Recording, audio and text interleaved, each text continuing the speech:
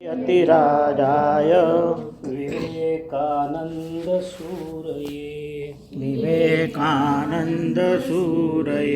सच्चित्सुखस्वरूपाय सच्चित्सुखस्वरूपाय स्वामिने तापहारिणे स्वामिने तापहारिणे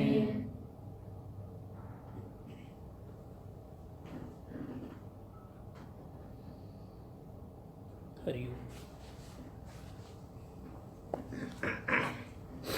थोडा बऱ्यापैकी गॅप पडल्यामुळं थोडंसं सिंहावलोकन, थोडीशी पार्श्वभूमी. स्वामीजींच्या इंग्लंडमधल्या वास्तव्यापर्यंत आपण पोचलो होतो. 31 मे 1893ला स्वामीजींनी मुंबईचं बंदर सोडलं. जवळजवळ 3 वर्ष अमेरिकेमध्ये पूर्णपणे वास्तव्य केलं. हिंदू धर्माची पताका उज्ज्वल केली, धर्माला अधिष्ठान मिळवून दिलं. अमेरिकेच्या इतिहासामध्ये पहिल्यांदा हिंदू नावाच्या धर्माची जाण त्यांना आणून दिली आणि नुसतंच जाण नव्हे तर त्याचं श्रेष्ठत्व त्यांनी तिथं प्रतिपादित केलं. आपल्या स्वतःच्या धर्माच्या कल्पनेबद्दल काही अंध समज असणारी जी लोक होते त्या सगळ्यांचे डोळे स्वामीजींनी उघडले आणि त्या अमेरिकेच्या वास्तव्यामध्येच काही शिष्य झाल्यामुळं इंग्लंडला जायचं त्यांचं ठरलं. पैकी पहिली भेट आपण पाहिली. बरीचशी ओझरती भेट होती, पण तेवढ्या भेटीमध्ये सुद्धा लंडन ढवळून निघालं होतं. सुशिक्षित जो वर्ग होता त्या वर्गामध्ये स्वामीजींचं व्यक्तिमत्व प्रभाव टाकून गेलं होतं. स्वामीजी चर्चेचा विषय बनले होते आणि असे स्वामीजी चर्चेचा विषय बनलेले असतानाच स्वामीजींच्या दुसऱ्या इंग्लंड प्रवासाची तयारी झाली. स्वामीजी इंग्लंडला आले. स्वामीजींचे एक भक्त थिओसॉफिकल सोसायटीचे प्रमुख स्टर्डी म्हणून होते. E.T. स्टर्डी त्यांचं नाव. थिओसॉफिकल सोसायटीच्या या चळवळीमध्ये ज्या अत्यंत महत्त्वाच्या 4 व्यक्ती मानल्या जातात त्यापैकी एक स्टर्डी हे होत. ॲनी बेझंट हे नाव सगळ्यांना परिचित आहे, ते एक नाव. कर्नल ऑलकॉट म्हणून होते, ते एक नाव. आणि या चळवळीच्या संस्थापिका ज्या मॅडम ब्लावत्स्की म्हणून होत्या त्यांची ॲनी बेझंट ही शिष्या होती. आणि अंतरंग मंडळ जे होतं थिओसॉफिकल सोसायटीचं त्यापैकी एक हे स्टर्डी होते. सुदैवाने या स्टर्डींचा स्वामी शिवानंदांशी परिचय हिमालयामध्ये झाला आणि हिमालयामध्ये त्यांचा परिचय झाल्यामुळे शिवानंदांच्या योगामुळे किंवा योग्याच्या व्यक्तिमत्वामुळे ते फार प्रभावित झाले, आकर्षित झाले, त्यांच्याकडे गेले, त्यांच्याशी चर्चा झाली आणि त्यांच्या चर्चेतून वारंवार नरेंद्रांचं नाव येताना त्यांना दिसलं. साहजिकच कुतूहलापोटी विचारणा झाली, कुठं आहेत, काय करतात. आणि आमचे स्वामीजी पार्लमेंट ऑफ रिलिजन्ससाठी न्यूयॉर्कला गेलेले आहेत, शिकागोला गेलेले आहेत असं त्यांनी सांगितल्यानंतर स्टर्डींच्या मनामध्ये विवेकानंदांना भेटण्याची इच्छा प्रबळ होती. आणि म्हणून स्टर्डींनी जेव्हा ते इंग्लंडला आले त्यावेळेला आपण जर इंग्लंडला येत असाल तर आपली दोघांची भेट होऊ शकते असं पत्र पाठवलं होतं. दुसरं एक साधं निमंत्रण होतं लग्नाचं पॅरिसमध्ये. बेटी लेगेट ज्या होतं त्यांच्या लग्नाचं निमंत्रण होतं, तेही करता आलं असतं. असा संयुक्तिक विचार करून स्वामीजी इंग्लंडमध्ये आलेले होते. आल्याबरोबर आलेच्या दुसऱ्या दिवसापासून स्टर्डी या व्यक्ती ज्या होत्या त्यांच्याबरोबर स्वामीजींनी नारद भक्तिसूत्राचं भाषांतर चालू केलं. स्वामीजींची विद्वत्ता पाहून स्टर्डी प्रचंड प्रभावित झाले आणि मग हळूहळू जसं स्वामीजींच्या बाबतीत सगळ्याच ठिकाणी घडायचं तशा गोष्टी घडायला सुरुवात झाली. स्वामीजींना ज्यांनी निवासस्थान दिलं त्या मिस हेनरिएटा मूलर या बाई, वयाने साधारण 60च्या 65च्या आसपास होत्या. त्या वृद्ध होत्या, चिडचिड्या होत्या.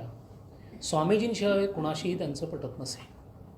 प्रत्येक व्यक्ती त्यांचा दुस्वास करत असे, इतक्या त्या चिडचिड्या होत्या. फक्त स्वामीजींशी त्यांचं जमत असायचं. या मुलरबाईंनी आपल्या घराचे भाड्याने एक घर घेतलं होतं.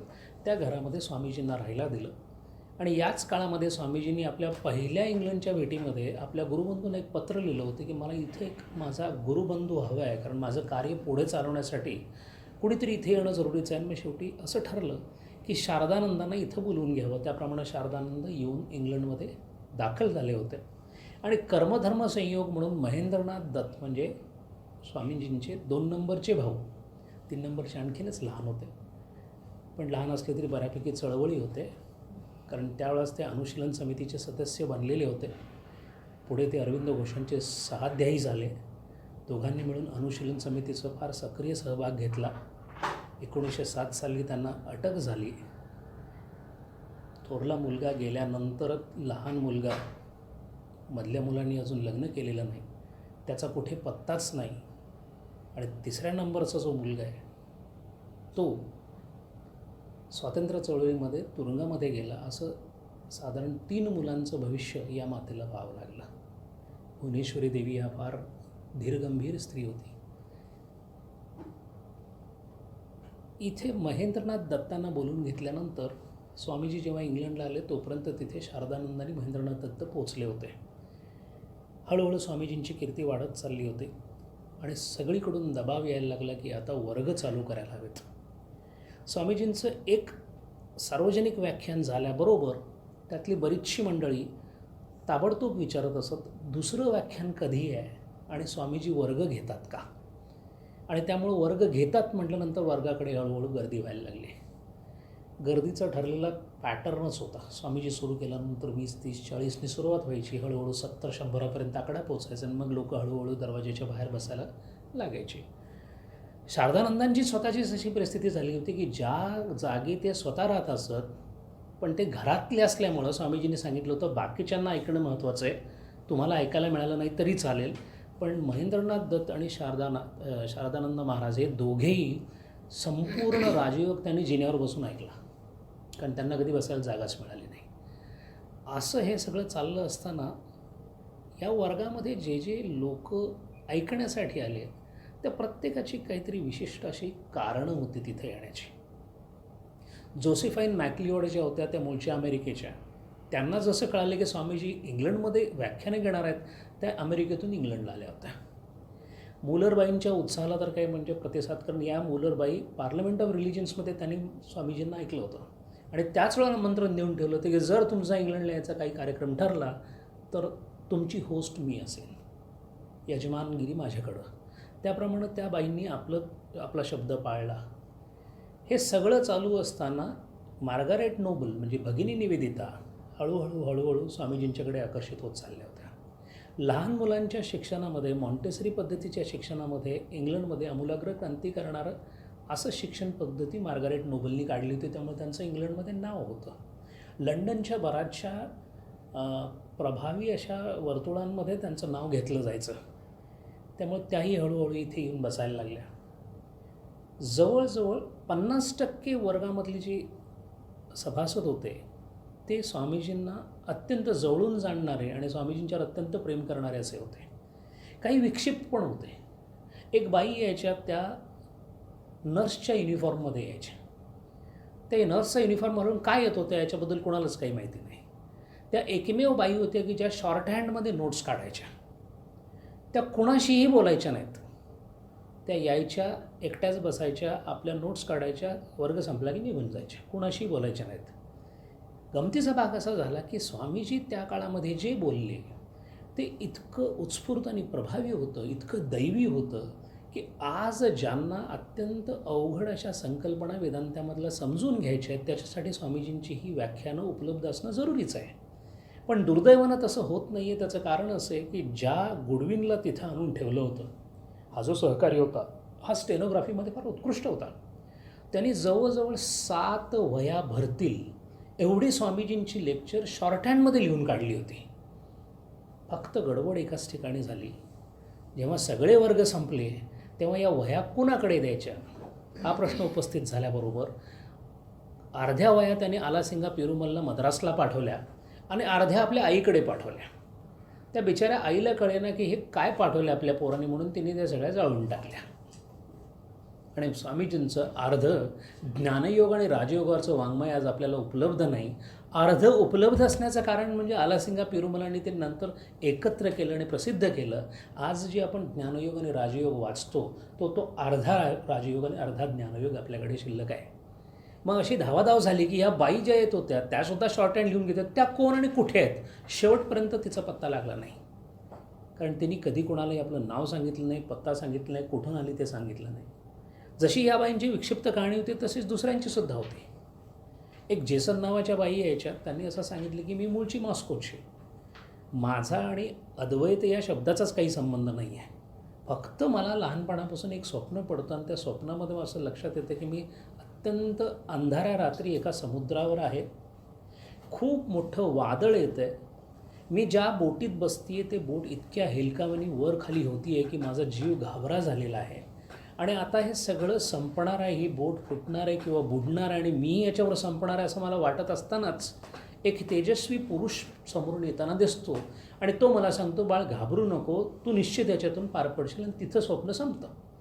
असं का लहानपणापासून पडत असल्यानंतर ही बाई नंतर मॉस्कोवरून लंडनला शिफ्ट झाली काही कारणाने आणि तिथं जेव्हा राहायला लागली तेव्हा स्वामीजींच्या वर्गाची जी जाहिरात होती ती जाहिरात तिने पाहिली. त्या जाहिरातीत फोटो बघितल्याबरोबर सांगितलं की हेच ते स्वामी. म्हणून मग ती शोधत शोधत शोधत आली आणि स्वामीजींना पाहिल्याबरोबर सांगितलं की हेच ते स्वामी. अशी ती आली होती. तिसऱ्या एक बाई यायच्या, त्या इतक्या वृद्ध होत्या की त्यांच्या दोन्ही पायांना अर्थरायटिस झाल्यामुळे त्यांना चालताच येत नव्हतं. त्या जवळजवळ 1 किलोमीटर अंतर पार करण्यासाठी त्यांना जवळजवळ अर्धा ते पाऊण तास लागायचा. असं असूनसुद्धा 4-4 मैल चालत त्या बाई यायच्या आणि 2-2 बसेस बदलून यायचे, ते बग्गीतून यायचे. असं झाल्यानंतर महेंद्रनाथांनी त्यांना विचारलं की मग असं काय आहे, एवढं त्रास घेऊन तुम्ही येतं, तुम्हाला हे कळतं का, राजयोग कळतो का? ती म्हणाली मला काहीही कळत नाही, फक्त मला एक दिसतं की मी आले ना की मला इथं जीसस ख्राइस्टचं दर्शन होतं. मी येते त्यावेळेला स्वामीजी मला ख्रिस्तासारखे दिसतात, मी फक्त डोळे भरून त्यांच्याकडे पाहते, तृप्त होते आणि परत जाते. आणि मला घरी गेल्यानंतर मलाही असं वाटतं की हा सगळ्या त्रासातून परत कशाला जायचं, पण ती ओढ इतकी आहे की मला आल्याशिवाय राहत नाही. हे असं चालूच असतानाच एक कॅनन पॅस्टर म्हणजे फार सिनियर, जवळजवळ आर्चबिशप पदाला पोचलेले एक ख्रिश्चन मिशनरी येऊन बसायचे. ते स्वतः आपल्या चर्चमध्ये सेरमन द्यायचे, पण स्वामीजींच्या वर्गाला येऊन बसायचे. पण स्वामीजींच्या व्याख्यानांनी, तत्त्वज्ञानाने आणि ख्रिश्चन धर्मावरच्या पगड्यांनी इतके प्रभावित झालेले होते की ते स्वामीजींना आपला ख्रिश्चन बंधू मानायचे. इतकंच नव्हे तर स्वामीजींच्या विषयावर यांनी आपल्या चर्चमध्ये भक्तियोगावरच भाषण दिलं आणि ते ऐकायला बोलवलं. ते ऐकायला बोलवल्यानंतर कोणी जायचं असा प्रश्न आला. स्वामीजी म्हणाले ठीक आहे, मला काहीच हरकत नाही, चर्चमध्ये जायला मला काय हरकत आहे. मग कुणीतरी असा त्यात वाद काढला की स्वामीजी तुम्ही तिथे गेलात तर मग तुम्ही त्यांची माहिती काढायला गेलात असं काहीतरी होईल, नाहीतरी इथे बरेच लोक तुमच्याबद्दल काहीतरी लिहित आहेत. असं करून शेवटी गुडविन तिथे गेला. मग गुडविनला आल्यानंतर स्वामीजींनी विचारले, गुडविन कसं काय झालं रे, ते व्याख्यान कसं होतं? ते म्हणाले भॅक्टो आणि भक्ती या 2 गोष्टीवर ते बोलले म्हणाले आणि फार सुंदर बोलले. त्यांना फक्त भक्ती म्हणता आलं नाही पण भक्ती योग फार सुंदर सांगितला. म्हणजे केवळ काही व्याख्यानं ऐकून ख्रिश्चन पाद्री भक्तियोग या विषयावर इतकं ज्ञान संपादन करू शकला म्हणजे स्वामीजींच्या व्याख्यानाची पातळी काय असेल ते कळतं. आणि या सगळ्या व्याख्यानामध्येच एक स्वामीजींनी माया या विषयावर व्याख्यान चालू केलं. स्वामीजींनी स्वतःच्या शब्दामध्ये असं सांगितले की माझ्या सगळ्या आत्तापर्यंत झालेल्या व्याख्यानामध्ये अत्यंत उत्कृष्ट पातळीवर झालेलं माझं कुठलं व्याख्यान असेल तर ते हे मायेवरची 4 व्याख्यानं झाली. आणि माया ही संकल्पना आपण पाहिलं काल डॉक्टर साहेब पोटतिडकीने समजावून सांगत होते, किती अवघड संकल्पना आहे माया समजण्याची. ती ज्यांनी समजलेली आहे, ज्यांनी त्या मायेचा विच्छेद केलेला आहे, ज्यांनी त्या मायेला परब्रह्म स्वरूपामध्ये जाऊन पाहिलेलं आहे, ज्यांच्याकडे ईशित्व ईश्वरत्व आलेलं आहे, अशी व्यक्ती जेव्हा मायेबद्दल बोलते तेव्हा त्या अधिकाराची कोणत्याही प्रकारची तुलना होऊ शकत नाही. स्वामीजी मायेवर बोलायला लागले आणि ते मार्गारेट नोबल म्हणजे नंतरच्या भगिनी निवेदिता यांनी लिहून घेतला. स्वामीजी म्हणाले याच्या अस्तित्वाबद्दलही काही सांगता येत नाही, याच्या नसण्याबद्दलही काही सांगता येत नाही. असं वाटतं की खूप धुकं पसरलेलं आहे आणि या धुक्यामध्ये कुठेतरी काहीतरी हालचाल झाल्यासारखी वाटते आहे, पण झाली आहे की नाही याच्याबद्दल खात्री होत नाही. असं जसं होतं तसं ही मायेचं आहे म्हणून पकडायला जावं तर ती नाही आहे, नाही म्हणून सोडून द्यावं तर तिच्यात मी राहतो आहे. मी तिच्याशी संबंधित नाही पण तिच्यामुळे मी तिच्यात आलेलो आहे. तिला त्या विधात्यापेक्षा वेगळं मानावं तर तिचं अस्तित्व नाही, पण विधात्याला सोडून गेल्याबरोबर ती आपले अस्तित्वसुद्धा दाखवते. अशा वेगळ्या प्रकारच्या मायेची एकापाठोपाठ एक अत्यंत रसभरीत वर्णनं त्यांनी सांगायला सुरुवात केली. ही वर्णनं नंतर इतकी प्रभावी ठरली की एका मायेच्या व्याख्यानामध्ये स्वामीजींनी त्या दिवशी ऐकायला आलेल्या जवळजवळ 150 लोकांना एकाच वेळेला समाधी अवस्थेमध्ये घेऊन गेले स्वामीजी. स्वामीजी बोलत होते मायेबद्दल, लोकांनी मायेचा त्या प्रकारचा अनुभव घेतला आणि या मायेतून बाहेर पडण्यासाठी काय करावं लागतं आणि कसं आपण त्यातून बाहेर पडतो स्वामीजी सांगायला लागले. आणि त्याबरोबर ऐकणारे प्रत्येकजण हळूहळू स्वतःच्या अहंकाराचा लय करू लागले. जवळजवळ 1 तास 40 मिनिटांनंतर व्याख्यान संपल्यानंतर बऱ्याच जणांच्या असं लक्षात आलं की आपण आलो केव्हा, व्याख्यान संपलं केव्हा, स्वामीजी बोलले काय, विषय कोणता होता, याच्याबद्दल कोणालाही काहीच बोलता येईना. पण प्रत्येकाने प्रत्येकाला एक गोष्ट सांगितली की असा आनंद आम्ही आजपर्यंत कधीही अनुभवलेला नव्हता. आता स्वामीजींना असं सांगावं की स्वामीजी आम्हाला हे परत परत द्या, इतका अधिकार कोणाकडे नव्हता. स्वामीजींच्या समोर बोलण्याचे कोणाचं धाडस नव्हतं. पण कधीतरी कदाचित पुढच्या कोणत्या तरी व्याख्यानामध्ये परत हाच आनंद अनुभवायला मिळेल म्हणून प्रत्येकजण मात्र रोज हजर राहत असे. कोणीही व्याख्यान चुकवत नव्हतं. अशा प्रकारची व्याख्यानं चालू असतानाच स्वामीजींची बाहेर पब्लिक लेक्चर म्हणजे सार्वजनिक व्याख्यानं चालू होती आणि वर्ग जे चालू होते त्याच्यामध्ये वर्गामध्ये राजयोग आणि बाहेर ज्ञानयोग अशी व्याख्यानं चालू होती. अशी व्याख्यानं चालू असताना काही जवळचे त्यांचे जे शिष्य होते त्यांच्या असं लक्षात आलं की स्वामीजी इतके उत्साही, इतके अपूर्व व्यक्तिमत्व होतं. सगळं जरी असलं तरी स्वामीजींची तब्येत ढासळती आहे असं लक्षात आलं. तसं वय 32ला पोचलं होतं. पण तब्येत ढासळती असं लक्षात आल्यानंतर त्यांचे अत्यंत जवळचे जे शिष्य होते त्यांचं नाव कॅप्टन सेवियर आणि मिसेस सेवियर. आपल्या सगळ्यांना घेण्यासारखं उदाहरण आहे. ब्रिटिश आर्मीमध्ये कॅप्टन पदापर्यंत काम केलेले हे कॅप्टन सेवियर रिटायर होऊन इंग्लंडला गेले होते. मिसेस सेवियर आणि कॅप्टन सेवियरांनी स्वामीजींचं नाव ऐकल्यानंतर काय आहे ते बघून येऊया एवढ्या एका उत्सुकतेपोटी आलेले ते. येताना एक छोटंसं कुत्रं बरोबर घेऊन यायचे, त्याला बाहेर बांधलेलं असायचं. हे दोघं बसायचे आणि बघता स्वामीजींच्या व्याख्यानाने, विचाराने आणि व्यक्तिमत्वाने इतके प्रभावित झाले की ते स्वामीजींचे अत्यंत जवळचे अंतरंग शिष्य बनले. या कॅप्टन सेवियरने जेव्हा एकदा स्वामीजींना स्वामीजींच्यासाठी झोकून दिलं त्याच्यानंतर कधीही स्वामीजींच्या कोणत्याही शब्दाला मोडता घातला नाही. स्वामीजी हे त्यांचं आराध्य दैवत बनलं. जे स्वामीजी सांगतील ती पूर्व दिशा इतकं ठरवून गेलं होतं. आणि या दोघांच्याही लक्षात आलं पती पत्नींच्या की स्वामीजींच्या तब्येतीला त्रास होतो आहे. खूप बोलणं झालं आहे. अमेरिकेमध्ये प्रचंड झंझावात, सगळ्यात जवळजवळ 8 वेगळ्या प्रदेशांमध्ये त्यांची व्याख्यानं एकापाठोपाठ एका दिवशी 6 व्याख्यानं झालेली आहेत. आणि त्यामध्ये सार्वजनिक व्याख्यानं आहेत ती 2-2 तासाची असायची. त्याच्यानंतर अर्ध्या तासाचे, 1-1 तासाचे जे दिवाणखान्यामधली व्याख्यानं ज्याला म्हणतो ड्रॉइंग हॉल लेक्चर्स ती चालू असायची. आणि स्वामीजी या सगळ्यामध्ये शक्तीचा अपव्यय करतात आणि शेवटी शक्तीला कुठेतरी मर्यादा आहे. देव असला तरी देवाच्याही शक्तीला कुठेतरी मर्यादा आहे अशी आपुलकीची भावना असल्यामुळे त्यांनी सगळ्यांनी स्वामीजींच्याकडे एक विषय काढला की स्वामीजी आता आपण थोडंसं थांबूया, कारण हे वाढतच जाणार आहे. तुम्ही जेवढ्या वेळेला बोलाल तेवढ्या वेळेला लोक येतील, ज्या विषयावर बोलाल त्या विषयासाठी येतील आणि याला थांबवणं मुश्किल आहे. पण तुमच्याशी कोणाला नाही म्हणवत नाही. तुम्हाला धनाचा, पैशाचा, कशाचा काही संबंधच नाही आहे. त्यामुळे केवळ वाटत राहणे, ज्ञान वाटत राहणे एवढ्याच कार्यासाठी तुम्ही आलेला असला तरीसुद्धा शेवटी शरीर आहे, शरीराला कुठेतरी विश्रांती हवी. तेव्हा थोडासा आपण इथे ब्रेक घेऊया किंवा आपण थोडंसं फिरायला जाऊया असं सांगितलं. स्वामीजी 2 मिनटं विचारात पडले. स्वामीजींना सांगायचं सुद्धा फार अवघड होतं. स्वामीजींचं व्यक्तिमत्व असं होतं की ते कोणावर फारसं रागवत नसत आपले शिष्य सोडून. पण स्वामीजींच्या समोर जाऊन काही सांगणं हे एक मोठं धाडसाचं काम होतं. त्याचं कारण असं होतं ते जितके लोभस व्यक्तिमत्व होतं तितकंच करारी व्यक्तिमत्व होतं. स्वामीजी शिवाचा अवतार होते. स्वामीजी विचारात जरी पडलेले असेल तर सगळे शांत बसलेले असायचे. दुसरे काहीतरी बोलत असतील, स्वामीजी त्या बोलण्यामध्ये भागी घेत असायचे. एकदम स्वामीजी शांत व्हायचे. स्वामीजी शांत झाले की सगळे शांत व्हायचे. कारण स्वामीजींच्या समोर बोलायचं, खुसफुससुद्धा करायची भीती वाटायची. सेवियरने आपल्या आपुलकीने विचारलं. स्वामीजी विचारत पडले आणि एक मिनिटाने म्हणाले, हां हा विचार चांगला आहे, कुठं जायचं? मिसेस सेवियर म्हणाल्या, स्वित्झर्लंड. स्वामीजी परत विचारात पडले.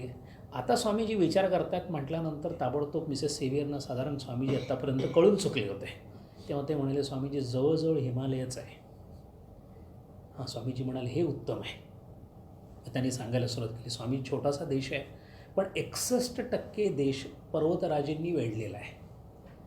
युरोपचे सगळ्यात चांगले पर्वत आल्प्स जे आहेत त्यांचं मुख्य स्थान स्वित्झर्लंड आहे. आणि स्वामीजी इथे 61% पर्वतराजी असून जवळजवळ 70 मोठे सुळके आहेत जे साधारण 10,000 फुटापासून 15,000 फुटापर्यंत आहेत. एवढं सांगितल्यानंतर पुढची माहिती स्वामीजींनी सांगायला सुरुवात केली. स्वामीजी म्हणाले, मॉम्बला जो आहे त्याची उंची जी आहे ती 15,730 फूट आहे. तेव्हा मला तिथं जायला आवडेल. अट एकच, मी वर जाईन. स्वामीजींच्या तब्येतीमुळे सगळ्यांना काळजी वाटत होती, पण स्वामीजींच्या पुढे कोण काय बोलणार. तेवढ्यात स्वामीजींनी असंही सांगितले की जवळजवळ 1,000 हिमनग या स्वित्झर्लंड देशामध्ये आहेत. त्यापैकी मादी ग्लेस नावाचा जो हिमनग आहे ना तो मला पाहायचा आहे आणि मला त्याच्यावर चालायचं आहे आणि तो मला पादाक्रांत करायचा आहे. हो म्हणाले सगळे. आणि तेवढ्यात स्वामीजी म्हणाले, विसरलो, राईन नदीवरचे जे धबधबे आहेत ते मला पाहिजेत. त्यातला शाफहाउसेन नावाचा जो धबधबा आहे तो जवळजवळ 100 फूट उंच आणि 140 फूट रुंद असणारा आहे. तो मला खालून वर बघायचा आहे. हे सगळं झाल्यानंतर सगळ्यांच्या लक्षात आलं स्वामीजी आनंदित झालेले आहेत. आणि कॅप्टन सेवियरने आपल्या आठवणींमध्ये लिहून ठेवलं आहे की इतका दरारा असणारे स्वामीजी, इतके प्रगल्भ बोलणारे स्वामीजी चटदिशी एखाद्या लहान मुलासारखे जेव्हा उत्साही व्हायचे त्यावेळेला ते इतके लहान वाटायचे. तर कॅप्टन सेवियर म्हणतात की ही कल्पना आल्याबरोबर स्वामीजींना प्रचंड उत्साह आला की आपण जायला हरकत नाही. त्याप्रमाणे हा इकडचे विषय आवरते घेतले आणि सप्टेंबर महिन्यामध्ये स्वामीजी बरोबर कॅप्टन आणि मिसेस सेवियर आणि कोणालाही फारशी न आवडणारी बाई म्हणजे हेनरिएटा मुलर त्या म्हणाल्या, मी येणार आहे. आता सेवियर दाम्पत्याची फार मोठी अडचण झाली नाही कसं म्हणायचं. बरं, स्वामीजी नाही म्हणतच नव्हते कोणाला. इकडे शारदानंद आणि महेंद्रनाथ म्हणाले, बरं झालं बाई गेली. तिकडे गेली म्हणजे आता इडली लंडनमध्ये आपण कमीत कमी महिनाभर 2 महिने तरी आपण शांत आहोत. कारण ही बाई तशी स्वभावाने चिडचिडी होते, हृदयाने साफ होते. ती शारदानंदा म्हणायची, तू सगळ्यात आळशी साधू मी बघितलं आहेस. स्वामीजींसारखा तू नाहीस, तू नुसतं खायला त्यांच्या मागं बरोबर आलेस. अर्थात शारदानंद हे जीवनमुक्त होते. ती कळण्या इतपत तिची ताकद नव्हती. आणि शेवटी स्वामीजी आणि शारदानंद, अभेदानंद, शिवानंद, अखंडानंद सगळेच जीवनमुक्त होते. पण त्या जीवनमुक्तांमधलं अवतार कार्य करायला स्वामीजी आल्यामुळे त्या दोघांमधला जो फरक होता तो सामान्य जनाला वाटायचा फरक आहे. त्यामुळे हे दोघे मागे राहिले आणि ह्यात सगळ्यांनी स्वित्झर्लंडला जायची सुरुवात झाली. मग स्वित्झर्लंडला जाण्यासाठी लंडनवरून जायचं, त्याच्याऐवजी स्वामीजी म्हणाले, आपण कॅले नावाचं जी खाडी आहे ती खाडी पूर करू, कॅलेला जाऊ आणि कॅलेवरून मग आपण जेनेवाला रेल्वेने जाऊ असं ठरलं. एक दिवस कॅलेमध्ये काढला. स्वामीजींना थोडीशी हुशारी आली आणि दुसऱ्या दिवशी अत्यंत चांगल्या प्रसन्न अवस्थेमध्ये सगळं हे 4 लोक तिथे पोचली, जेनेवाला पोचली. पोचल्यानंतर आता स्वामीजींना विश्रांती द्यायला पाहिजे. स्वामीजी म्हणाले, विश्रांती नाही, काय करायचं बोला आज. कारण त्यांना उत्साह भयंकर आला होता. मग ते म्हणाले, स्वामीजी इथे एक छानसं एक्झिबिशन लागलेलं आहे, आपण पाहून घेऊया भारत. स्वामीजी म्हणाले, चला. सकाळच्या वेळेला गेले. बरं, एक्झिबिशन किंवा कुठलीही असं एक्झिबिशन बघताना स्वामीजी इतरांसारखे बघत नसत. त्या प्रत्येक यंत्राची माहिती, त्याची खोली, त्याची डिप, त्याच्यातलं फिजिक्स, त्याच्यातली केमिस्ट्री, त्याच्यातली बायोलॉजी सगळं बघत स्वामीजी आणि बाकीचे तिघं या माणसाला इतकं कसं माहिती, एवढं बघत त्यांच्या मागे असं ते एक्झिबिशन सगळं संपलं. बघून स्वामीजींना खायला प्यायला चांगलं मिळालं. दुधाची त्यांना तिथं हे होते, गायी होत्या स्वित्झर्लंडमध्ये भरपूर. स्वामीजींना थोडंसं गोकुळासारखं वाटायला लागलं. तेवढ्यात संध्याकाळी अशी एक सांगण्यात आलं स्वामीजींनी की स्वामीजी आपण आता हॉट एअर बलूननी वर जाणार आहोत. स्वामीजी प्रचंड आनंदित झाले आणि जायच्या वेळेच्या अगोदरच मुलरबाईंना विचारायला लागले, केव्हा जायचं आहे, चला लवकर. स्वामीजींच्यातला जो लहान बालक होता, कारण शेवटी जीवनमुक्त 3 अवस्थांमध्ये वावरत असतो. एक तो उन्मत्त असतो, एक बालवत असतो किंवा पिशाच्यवत असतो. स्वामीजी बालवत अवस्थेमध्ये होते. त्यामुळे स्वामीजींनी आपला उत्साह दाखवला. सगळे गेले. हॉट एअर बलूनमध्ये बसल्यानंतर स्वामीजींनी तिथे बसल्यानंतर कवन गायला सुरुवात केली. प्रभू रामचंद्रांचं पुष्पक विमान जेव्हा रावणाचा पराभव करून अयोध्येकडे परत आलं, त्यावेळेला ते कसं असेल त्याची जाणीव किंवा त्या प्रकारचा भाव स्वामीजींच्या मनामध्ये हॉट एअर बलूनमध्ये जाताना आला. प्रकृती आपलं वैविध्य किती प्रकाराने दाखवते आणि या सगळ्या वैविध्याच्या मागे ती चेतना आहे, ते चैतन्य आहे. आपण एखाद्या प्रसंगाचा किंवा एखाद्या चित्राचा किंवा एखाद्या सृष्टीच्या अदाकारीचा अनुभव हा त्याच्याशी काहीतरी आपला संबंध लावून घेतो. ते डोळ्यांना बरं वाटतं, ते कानाला बरं वाटतं, ते ते ते कदाचित त्वचेला बरं वाटतं. स्वामीजी मात्र चेतनेची अनुभूती घेत असत. त्यामुळे स्वामीजींना त्यावेळचा जो नजारा पाहायला मिळाला तो म्हणजे चेतनेचा आविष्कार होता आणि असा आविष्कार पाहिल्याबरोबर आपल्या गुरुप्रमाणेच ते चटदिशी समाधीत जात असत. स्वामीजी केव्हा या बाजूनी त्या बाजूकडे जात असत आणि त्या बाजूनी या बाजूकडे येत असत हे बऱ्याच जरा बघणाऱ्यांना सुद्धा कळत नसे.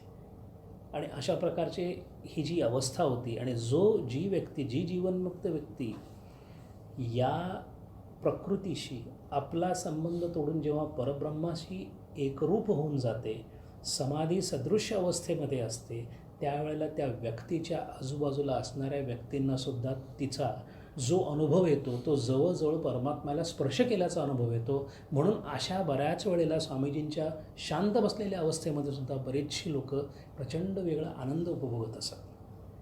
मिसेस आणि मिस्टर सेवियर आणि मुलर या सगळ्या खूप आनंदी झाल्या आणि हे सगळं झाल्यानंतर दुसऱ्या दिवशी असं ठरलं की आता आपण चमॉ नावाच्या जवळच्या एका गावाला जायचं आहे. म्हणून हे चमॉ नावाचं गाव साधारण मॉन्ट ब्लँक नावाच्या या पर्वतापासून एक साधारण 40 किलोमीटर पुढं आहे. तिथं गेल्यानंतर जाताना वाटेत स्वामीजींना मॉन्ट ब्लँक नावाचा पर्वत दिसल्याबरोबर ते मागे लागले सेवियरचे, आपण ह्याच्यावर केव्हा चढायचं ते सांग. स्वामीजींना तिथे मग माउंटेनिंग करण्यासाठी आलेली लोक आली, त्यांना ते घेऊन आले सेवियर.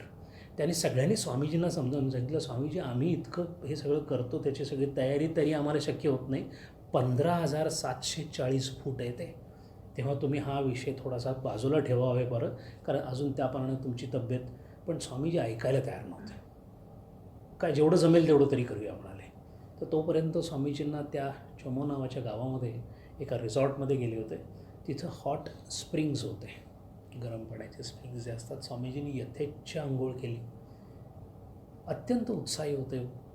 एकतर हवामान त्यांच्या प्रकृतीला मानवणारं होतं. पर्वतराजींमध्ये स्वामीजी गेल्यानंतर श्रीनगरमध्ये नंतर आपण पाहणार आहोत स्वामीजी हिमालयामध्ये गेले, त्याचं एक वेगळं पुस्तक आहे. त्यांच्या 3-4 अशा पाश्चात्य शिष्य आणि स्वामीजी. आणि तोपर्यंत स्वामीजींची ख्याती इतकी पसरलेली होती की जम्मू काश्मीरचा गव्हर्नर आणि गव्हर्नर जनरलचा सेक्रेटरी आणि सगळे स्वामीजींच्या मागे, अमेरिकन ॲम्बॅसेडरची बाईक होतीसुद्धा त्यांच्या मागे असायची.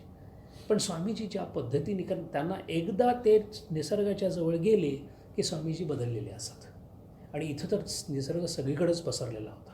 स्वामीजी त्या चमू नावाच्या गावामध्ये गेले, तिथे ते हॉट एअर स्प्रिंग्स पाहिले आणि त्याच्या दुसऱ्या दिवशी त्यांनी जवळच असलेल्या एका सेंट बर्नार्ड नावाच्या खेड्याकडं कूच केलं. तिथे छोटासा पर्वत होता, तो पर्वत पाहिला आणि जेव्हा सेंट बर्नार्ड नावाच्या खेड्याकडं आले, कुत्र्यांच्या एका जातीपैकी एक जात सेंट बर्नार्ड म्हणून आहे. ही कुत्री मुळात वाढवली कुणी, तर ही कुत्री या सेंट बर्नार्ड हा जो पर्वत आहे हा एका संताच्या नावावर आहे. हा सेंट बर्नार्ड म्हणजे हा बेनेडिक्टियन मॉन्क, म्हणजे जे साधारण एकांतामध्ये आपली साधना करतात, असा साधन करणाऱ्या ख्रिस्त धर्मातल्या एका पंथाचं नाव बेनेडिक्ट, फादर बेनेडिक्ट हे त्याचे संस्थापक. त्या बेनेडिक्टियन मॉन्क्सपैकी एक सेंट बर्नार्ड होते.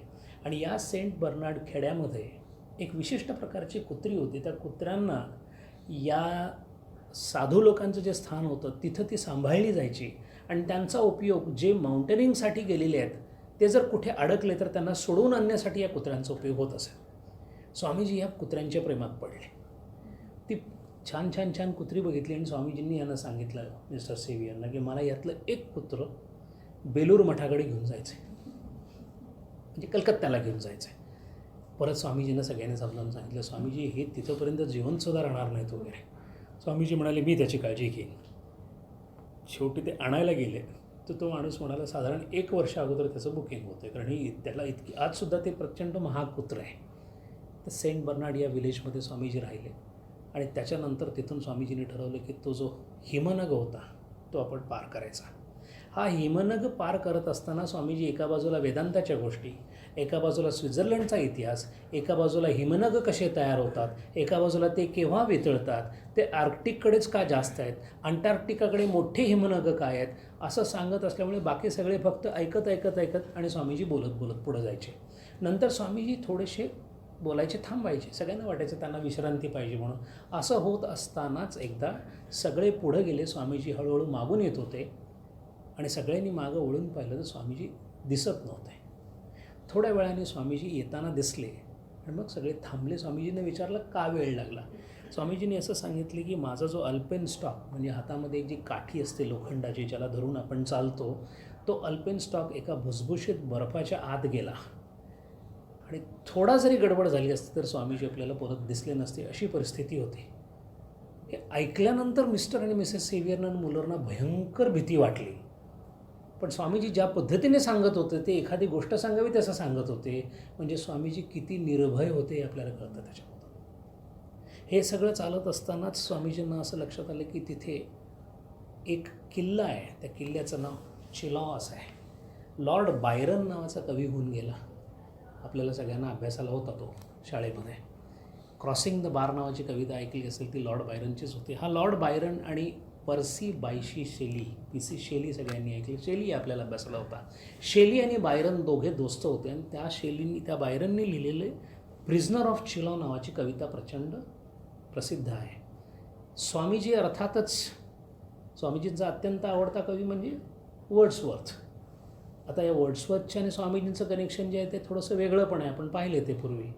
स्वामीजी शाळेमध्ये असताना हेस्टी नावाचे प्रिन्सिपल शिकवायला होते. हे हेस्टी फार बुद्धिमान माणूस होता, नंतर त्यांच्यावर खूप बालंट आलं, खूप त्यांना त्रास सहन करावा लागला, वेगळा प्रभाग आहे. पण हेस्टी जेव्हा शिकवत होते तेव्हा वर्ड्सवर्थची कविता शिकवत होते. त्या वर्ड्सवर्थच्या कवितेमध्ये ट्रान्स नावाचा शब्द आला होता आणि या ट्रान्स या शब्दाचा अर्थ सांगताना त्यांनी असं सांगितलं की मला नेमकं ट्रान्स म्हणजे काय हे सांगता येणार नाही, पण इथे दक्षिणेश्वरला एक साधू राहतो रामकृष्ण परमहंस नावाचा, तो ट्रान्समध्ये जातो एवढं मी सांगू शकेन. आणि ही पहिली झालेली विवेकानंदांची रामकृष्णाबद्दलची ओळख.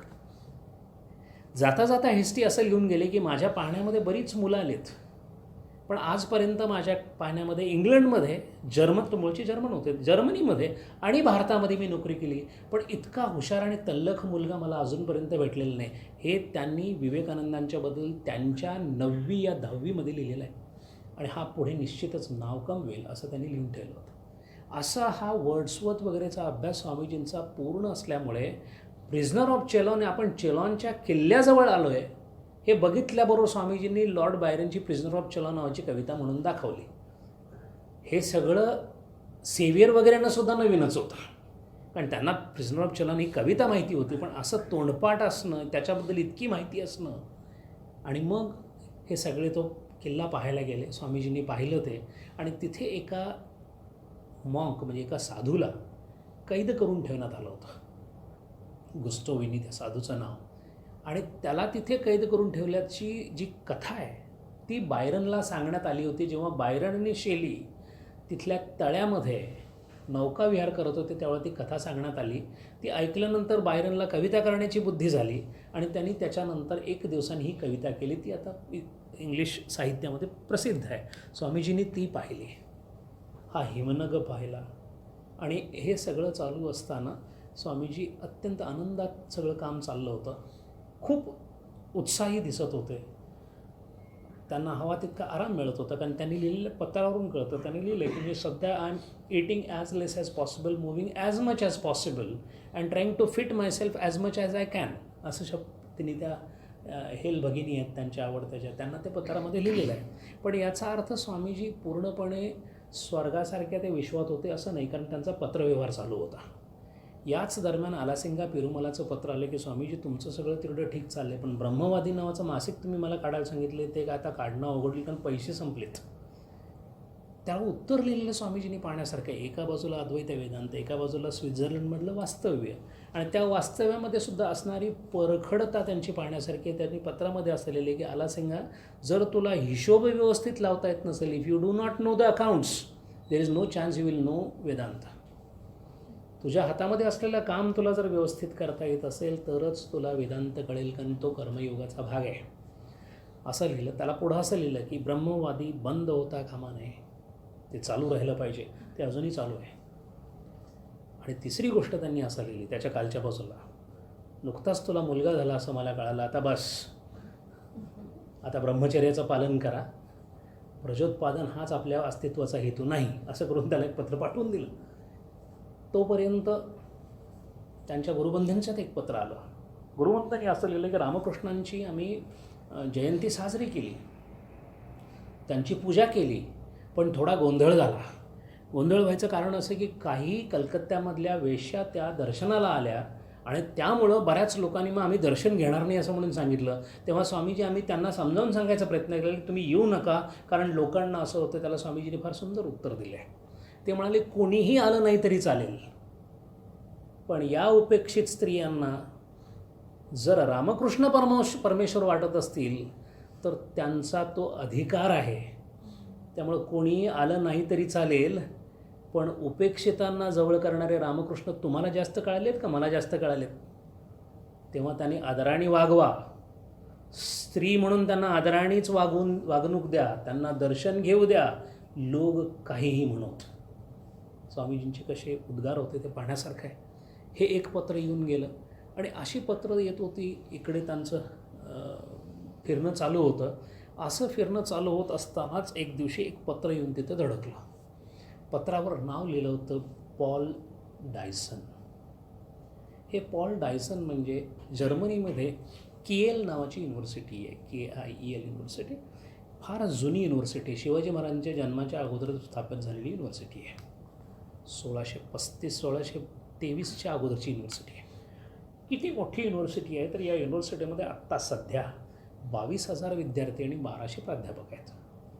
ती तितकीच मोठी त्या काळीसुद्धा होती. आणि त्या किएल युनिव्हर्सिटीमध्ये पॉल डायसन हे संस्कृतचे प्राध्यापक होते. यांची स्वतःची सुद्धा खूप चांगली अकॅडमिक प्रोग्रेस होती, खूप चांगले मार्क वगैरे काढलेला असा विद्यार्थी होता. पण एकदा एका वर्गामध्ये ऑफ पिरियड असल्यामुळे एक प्रोफेसर आले आणि त्यांनी शकुंतलेचं वर्णन केलं. 1 तासाच्या त्या वर्गामध्ये त्यांनी ज्या पद्धतीने शकुंतलेचं वर्णन केलं हे पाहिल्यानंतर त्यांनी ताबडतोब मनामध्ये ठरवून टाकलं की ही भाषा जी आहे ही मला शिकली पाहिजे. संस्कृत शिकण्यासाठी आजूबाजूला काहीही उपलब्ध नव्हतं. जेवढी काही मॅन्युस्क्रिप्ट थोडे बहुत भारताकडून आलेले तेवढेच फक्त अभ्यासाला होते.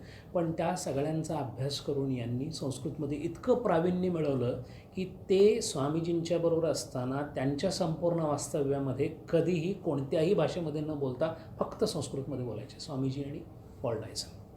अशा या पॉल डायसननी 1895च्या सप्टेंबरमध्ये मुंबईला जाणाऱ्या लोकांना सगळ्यांना माहीत असेल एशियाटिक सोसायटी म्हणून तो मोठा हॉल आहे, त्याच्या पायऱ्यांवर आता काहीतरी विकलं जातं आहे. पण एकेकाळी ती जो लायब्ररी होती ती फार मोठी रिसर्च लायब्ररी होती. तिथे मोठ्या मोठ्या लोकांची व्याख्यानं होत असत. आणि 1885 या सप्टेंबरमध्ये या पॉल डायसनची तिथे अद्वैत वेदांतावर भाषणं झालेली होती. आणि तिथे अद्वैत वेदांतावर भाषणं होत असतानाच त्यांच्या कानावर असं पडलं की इथला बंगालमधला एक तरुण अमेरिकेमध्ये जाऊन अद्वैत वेदांतावर बोलून आलेला आहे, तो आता इंग्लंडला येणार आहे. म्हणून हेनरिएटा मुलरबाईंच्या पत्त्यावर त्यांनी एक पत्र पाठवलं होतं की जर तुम्ही आपण जर भेटू शकलो तर मला आनंद होईल, तेव्हा आपल्याला भेटायला जमेल का. असं पाठवलेलं पत्र लंडनला हे नसल्यामुळं मुलरबाईंनी रिडायरेक्ट केल्यामुळं ते तिथे स्वित्झर्लंडमध्ये येऊन पडलं. ते उघडलं, ते पाहिलं, कोण बोलवतं आहे? पॉल डायसन बोलवतात. म्हणजे त्यावेळेला जगामध्ये विश्वामध्ये भारत सोडून संस्कृत आणि उपनिषद किंवा वेद याच्यावर अधिकार गाजवणारे ज्या 2 व्यक्ती होत्या त्यामधली एक मॅक्स मुलर ही व्यक्ती होती, दुसरी पॉल डायसन ही होती. हे पॉल डायसन तत्त्ववेत्ते पण होते आणि संस्कृतचे प्राध्यापक पण होते. पाश्चिमात्य तत्त्वज्ञानाचा सखोल अभ्यास केलेली व्यक्ती होती. आता या पत्राचं उत्तर काय द्यायचं? सगळे असे बसले होते. स्वामीजींनी थोडीशी नाराजी दाखवली. नाराजी म्हणजे नाही, कशाला जायचं का. स्वामीजींचा हेतू फक्तच होता की आपला कोणावर बोझा पडू नये. माझी इच्छा भली असेल त्यांना भेटण्याची, पण मी संन्यासी माणूस, मी भणंग माणूस, माझ्याकडे काही नाही आहे आणि तेवढ्या करण्यासाठी मी कोणाला तरी म्हणावं आणि त्यांनी भेडेपोत खातर म्हणावं मी खर्च करतो, हे स्वामीजींना पटण्यासारखं नव्हतं. त्यामुळे त्यांनी असं सांगितलं कॅप्टन सेव्हियरना की ठीक आहे, त्यांनी बोलवलं, आपण एक पत्राला उत्तर देऊ की थँक्यू सो मच, पण आपल्याला काही जमणार नाही वगैरे. तोपर्यंत त्या मुलरबाई म्हटल्या, स्वामीजी परत आयुष्यामध्ये तुम्ही मी असोपर्यंत पैशाचा विषय काढायचा नाही, हे जाणं झालं पाहिजे आणि आपण जायचं. नुसत्या तेवढं करून थांबले नाही. त्या बाई ताड दिवशी उठल्या, ताड स्वामीजींच्यावर भयंकर भक्ती, बाकी कोणाशीही जमत नव्हतं. उठल्या, सरळ पोस्ट ऑफिसमध्ये गेल्या आणि टेलिग्रामच ठोकला पॉल डायसनला, स्वामीजी येणार आहेत, तारीख सांगा. त्यांनी त्याप्रमाणे तारीख कळवली, सगळ्यांनी जायचं ठरलं. मग आता जर्मनीला जायचं. हे सगळं स्वित्झर्लंडमध्ये सगळी गंमत चालली होती. थोडंसं स्वामीजींना बरं वाटत होतं. तेवढ्यात हेनरिएटा मुलरबाईंना काहीतरी महत्त्वाचं काम निघालं म्हणून त्या म्हणाल्या मला इंग्लंडला जावं लागेल. सेव्हियर दाम्पत्य भयंकर खुश झालं. ती बाई गेली तिकडे. आता हे तिघंच राहिले. बरं, गमतीचा भाग म्हणजे आता ही गेली म्हणजे स्वामीजी आमच्या वाट्याला. प्रत्येकाचा स्वार्थ जो आहे, देवाच्या बाबतीत स्वार्थ सगळीकडे चालतो. विठ्ठल माझा म्हणणारे तुकाराम आहेत ना, त्यांना दुसऱ्या कोणी विठ्ठल घेतलेलं आवडत नाही. तसं स्वामीजींच्या बाबतीत होतं. सेव्हियरसुद्धा ते म्हणाले ठीक आहे, जात आहेत तर ठीक आहे, जाऊ देत. मग त्या तिथून निघून गेल्या. मग आता राहिलेल्या दिवसात काय करायचं? स्वामीजी म्हणाले जाऊ आपण तिकडे, त्यांना भेटायला जायचं. त्या सेव्हियर म्हणाले नाही, अजून आपण स्वित्झर्लंड पाहिलेलं नाही, अजून ल्युसेन बघायचं राहिलं आहे, बर्न बघायचं राहिलं आहे आणि दक्षिण भाग स्वित्झर्लंडचा आहे तो बघायचा राहिला आहे. त्याबरोबर मग त्यांनी ह्या मुलरबाई गेल्या आणि हे तिघे बाकीच्या गोष्टी पाहायला बाहेर पडले. स्वामीजी ल्युसनला गेले, दक्षिण भागामध्ये गेले आणि असा स्वित्झर्लंडचा दौरा संपवून त्याने ठरवलं की आता जर्मनीमध्ये आपण किएलला जायचं. कॅप्टन सेव्हियरने असं सांगितलं की महाराज, असं डायरेक्ट किएलला आपण जायचं नाही, आपल्याला नाहीतरी अजून 3-4 दिवस बाकी आहेत, आपण जर्मनी पाहत पाहत तिथे पोहोचू. आणि असा विचार केल्यानंतर स्वित्झर्लंडमधून हायडेलबर्ग नावाच्या शहरामध्ये स्वामीजी शिरले. हायडेलबर्ग म्हणजे त्यावेळचं जर्मनीचं इंजिनिअरिंगच्या दृष्टीने खूप मोठं शहर होतं. जर्मनी एक ताकद म्हणून हळूहळू वर येत होती. कैसर विल्यम त्यावेळेला शेवटचा राजा जर्मनीचा, तो त्यावेळेला तिथे होता. आणि ज्या पद्धतीने प्रगती चालली होती, स्वामीजींच्या डोळ्यातून काहीही सुटलं नाही. स्वामीजी प्रत्येक गोष्ट बारकाईने पाहत होते आणि कौतुक करत होते की ज्या पद्धतीने जर्मनी पुढे जातो आहे. हायडेलबर्ग पाहून घेतलं. नंतर राईन नदीमध्ये बोटीमध्ये बसले आणि बोटीमध्ये बसून ते कोबिनिट्झ नावाच्या गावी आले. तिथून कोलोन या गावी आले. हाच तो युडी कोलोनचं गाव जिथं युडी कोलोन बनवला जातो. स्वामीजींनी कोलोन पाहिलं, कोलोन बंदर पाहिलं, कोलोन नदीची सगळी रचना पाहिली आणि असं सगळं बघत बघत स्वामीजी किएलला येऊन पोचले. किएलला आल्यानंतर निरोप पाठवला पॉल डायसननं की आम्ही पोचलो आहे आणि एका हॉटेलमध्ये ते उतरले. पॉल डायसनने नेहमीच्या जर्मन पद्धतीने उद्या आपण जेवणाला भेटू असा निरोप पाठवला. ठीक आहे. थोडासा सेव्हियरना वेगळं वाटलं, कारण ते स्वामीजींचे भक्त होते. स्वामीजी आलेत म्हटल्यानंतर त्यांना आवडतं भेटलं पाहिजे, त्यांना मानाने घरी घेऊन गेलं पाहिजे असं त्यांना वाटायचं. पण शेवटी हे किती आदर असला तरी ते जर्मन प्रोफेसर होते. ते म्हणाले ठीक आहे आपण उद्या भेटू. स्वामीजी म्हणाले काही हरकत नाही. तो दुसरा दिवस उजाडला. Swamiji, mister captain saviour, Mrs saviour हे तिघे त्यांच्या दर्शनाला आले. त्यांच्या तिथे आल्यानंतर या पॉल डायसनच्या ज्या पत्नी होत्या त्यांनी भारत दौरा केला होता त्यांच्याबरोबर. गमतीचा भाग म्हणजे डॉयसन आणि मिसेस डॉयसन या दोघांनी पूर्ण भारत पाहिला होता. एका बाजूला अध्यात्माची प्रचंड मोठी खाण असणारा भारत देश आणि प्रचंड गरिबी असणारा भारत देश दोन्ही पाहिलं होतं. गंगेचं पाणी बघून आले होते, गंगेबद्दल असणारं पावित्र्य त्यांनी पाहिलेलं होतं. हे सगळं पाहिलेलं असल्यामुळे जेव्हा स्वामीजी दारावर आले तेव्हा दोघांनी त्यांचं स्वागत केलं. स्वामीजी आले, बसले. 1-2 मिनिटांच्या फक्त प्लेझेंटरीज झाल्या असतील, प्रवास कसा झाला, काय झाला, आणि 2च मिनिटात दोघे वेदांतावर बोलायला सुरुवात झाली. आता हे लिहून ठेवलं सगळं कॅप्टन सेव्हियरनी. त्यांनी असं लिहून ठेवलं आहे की हे दोघे बोलायला लागले त्याच्यानंतर आम्ही इथे आहोत याचा दोघांनाही विसर पडला. पण त्याच्यामध्ये जर पत्नी येऊन विचारत असेल काय खाणार काय पिणार तर त्याचा भयंकर त्रास डॉयसन यांना व्हायला लागला. कारण स्वामीजींच्यावर बोलता बोलता त्यांच्या असं लक्षात आले की हा तर प्रत्यक्ष ज्ञानाचा सूर्य आहे. स्वतः डॉयसन जे होते ते वेदांताच्या बाबतीमध्ये स्वामीजींच्यापेक्षा सुद्धा हार्डकोर वेदांती होते. आणि स्वामीजी त्यांना समजावून सांगत होते की वेदांत इतका हार्ड नाही आहे, त्याला बऱ्यापैकी लवचिकता आहे, पण ते मान्य करायला तयार नव्हते. पण दोघांनाही एकामेकाच्या तयारीची पात्रता जी आहे ती कळायला लागली. हळूहळू हळूहळू डायसन म्हणाले, तेवढ्यात त्या पत्नी आल्या म्हणाल्या, अहो त्यांना आपण जेवायला बोलवलं आहे, जेवणाचं काहीतरी बघायला पाहिजे. 2 वाजायला आले दुपारचे. त्यांनी जेवण लावा म्हणून सांगितलं. जेवण लावून स्वामीजी जेवण संपवतात तोपर्यंत डॉयसनने सांगितलं डिनर इथंच. मग स्वामीजी म्हणाले ठीक आहे, हरकत नाही आहे. परत गप्पा चालू झाल्या, परत बोलणं चालू झालं. आणि गमतीचा भाग म्हणजे विषय इतका गहन होता, कॅप्टन सेव्हियरना सुद्धा लिहिताना अवघड पडलेला आहे. एका बाजूला पाश्चिमात्य तत्त्वज्ञानामध्ये जर थोडा अभ्यास झाला असेल तर शॉपेनहॉवर नावाचा खूप मोठा माणूस होऊन गेला. साधारण पाश्चात्य तत्त्वज्ञानामध्ये कांत नंतर मोठा माणूस जर कोण समजला जातो तो शॉपेनहॉवर समजला जातो. सगळे तत्त्वज्ञ खूप बुद्धिवंत होते, शॉपेनहॉवरही बुद्धिवंत होता. प्रश्न फक्त इतकाच होता की शॉपेनहॉवर हा आदर्श मांडणारे नंतरचे बरेचसे तत्त्वज्ञ होऊन गेले. त्यापैकी एक फ्रेडरिक नीत्झे नावाचा होता. हा फ्रेडरिक नीत्झे ह्या पॉल डॉयसनचा मित्र होता. स्वामीजींचा नीत्झेचा कधी संबंध आला नाही. फ्रेडरिक नीत्झेचं सगळ्यात प्रसिद्ध वाक्य म्हणजे गॉड इज डेड, हे त्याचं वाक्य आहे. या सगळ्यांची जी मनोवृत्ती होती, सगळ्यांची तत्त्वज्ञान जे होतं ते पाहण्यासारखं आहे. असं म्हणतात की शॉपेनहॉवर हा क्रिप्टो बुद्धिस्ट किंवा बुद्धिझमच सांगणारा पण जरा वेगळ्या पद्धतीत असा त्याच्यावर आरोपही केला जातो. पण त्याचं कारण आहे, शॉपेनहॉवरने तत्त्वज्ञानामध्ये असं सांगितलं की आपण मनुष्य जातीमध्ये जन्माला येऊन आपण काही करूच शकत नाही. म्हणून त्याला फादर ऑफ पेसिमिझम असं सुद्धा म्हणतात, नैराश्यवादाचा जनक, पण नॉट डिप्रेशन. नैराश्यवादाचा जनक म्हणण्याचं कारण असं आहे की इथं काहीही करायला गेलं तर एक लक्षात येतं की दुःखाशिवाय काही पदरीच येत नाही आहे. कोणत्याही प्रकारचा प्रयत्न जरी केला दुःख हे ठरलेलंच आहे. अमुक एका प्रयत्नाने केवळ सुख मिळेल असं काही घडतच नाही आहे. सुख मिळालं म्हणता म्हणता दुःख येतं. याचा अर्थ हे सगळं जे चाललं आहे ना ते आमच्या किंवा तुमच्या इच्छेने चाललेलं नाही, ते कोणत्या तरी व्यक्तीच्या इच्छेने चाललं आहे किंवा ताकदीच्या इच्छेने चाललं आहे. आणि ती इच्छासुद्धा कशी आहे? आंधळी इच्छा आहे. त्याला ब्लाइंड विल असं म्हणतात.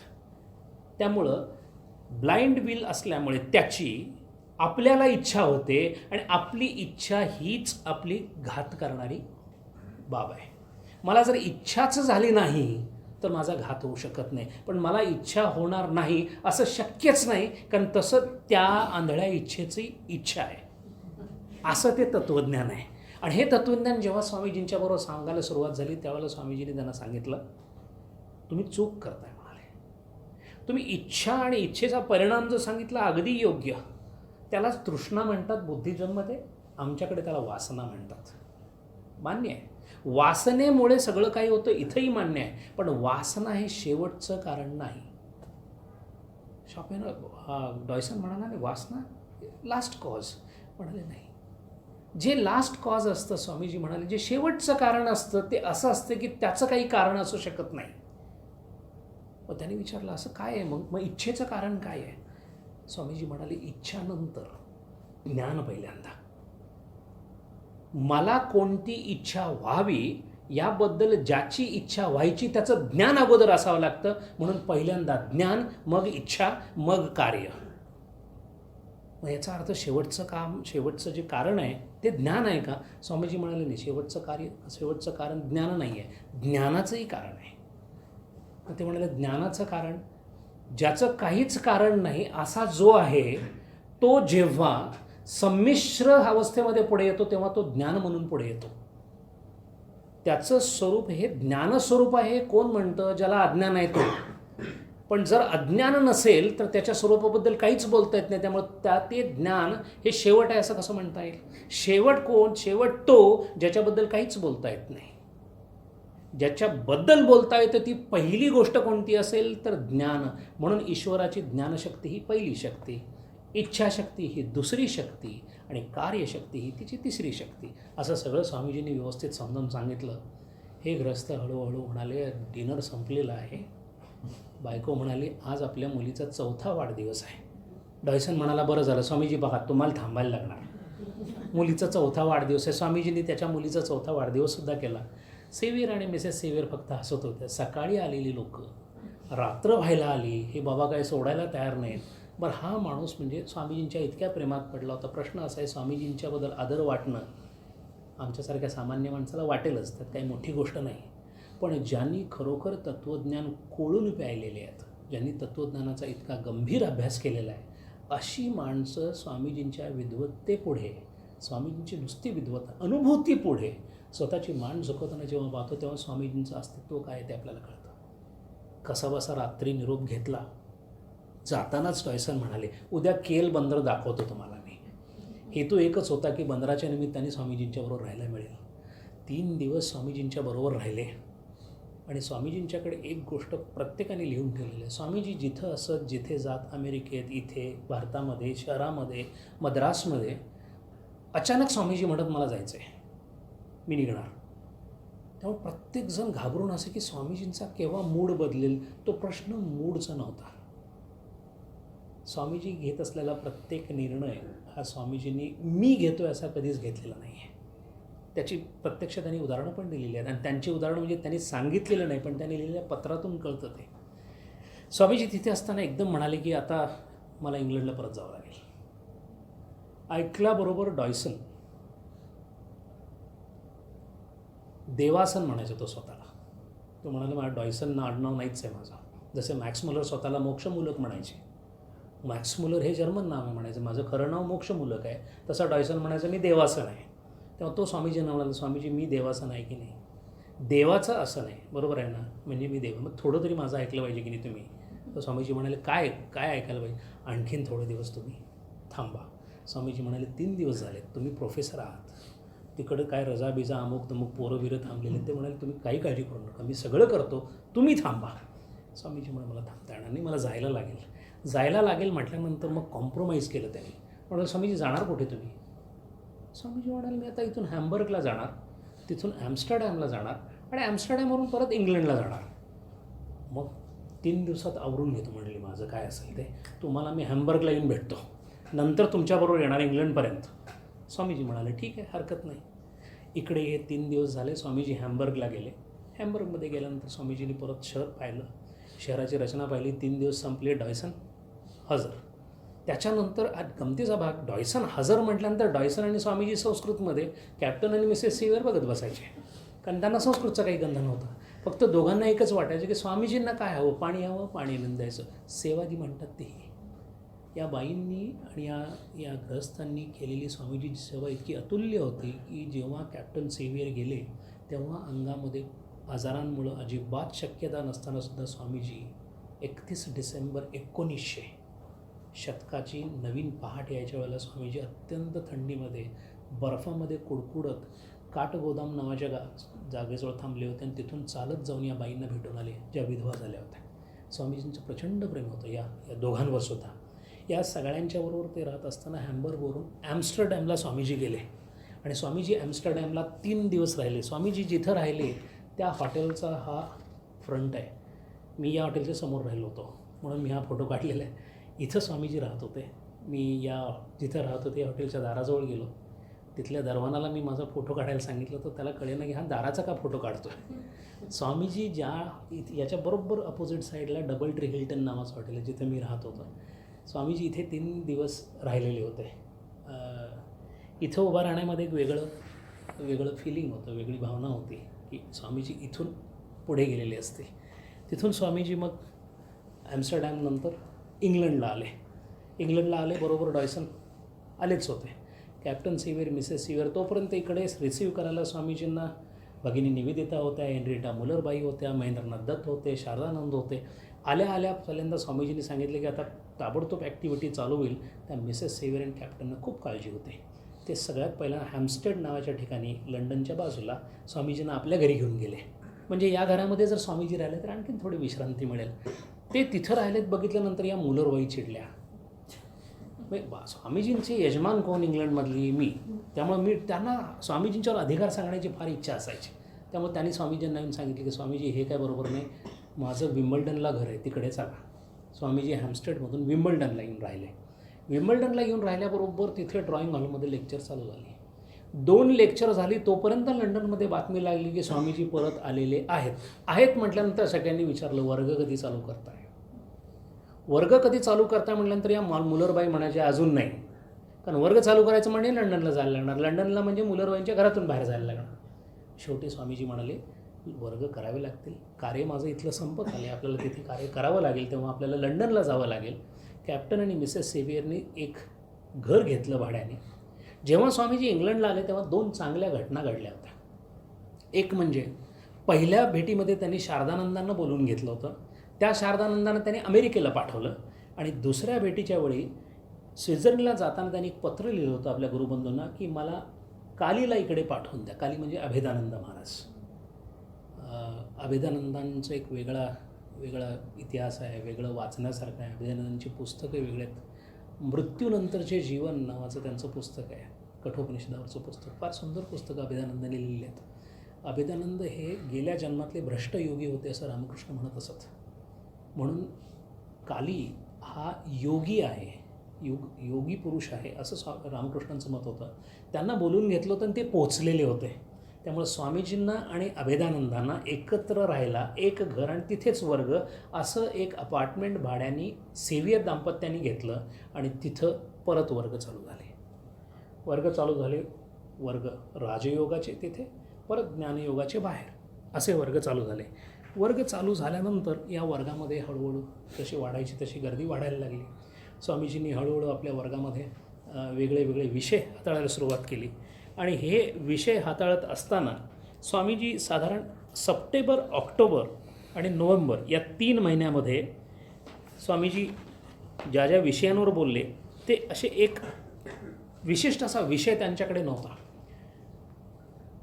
विषयांवर बोलत असतानाच स्वामीजींना एक पत्र मिळालं आणि त्या पत्रामध्ये या ज्या हेल भगिनी होत्या त्यापैकी हेनरिएटा नावाची जी मुलगी होती तिचं लग्न ठरलं होतं.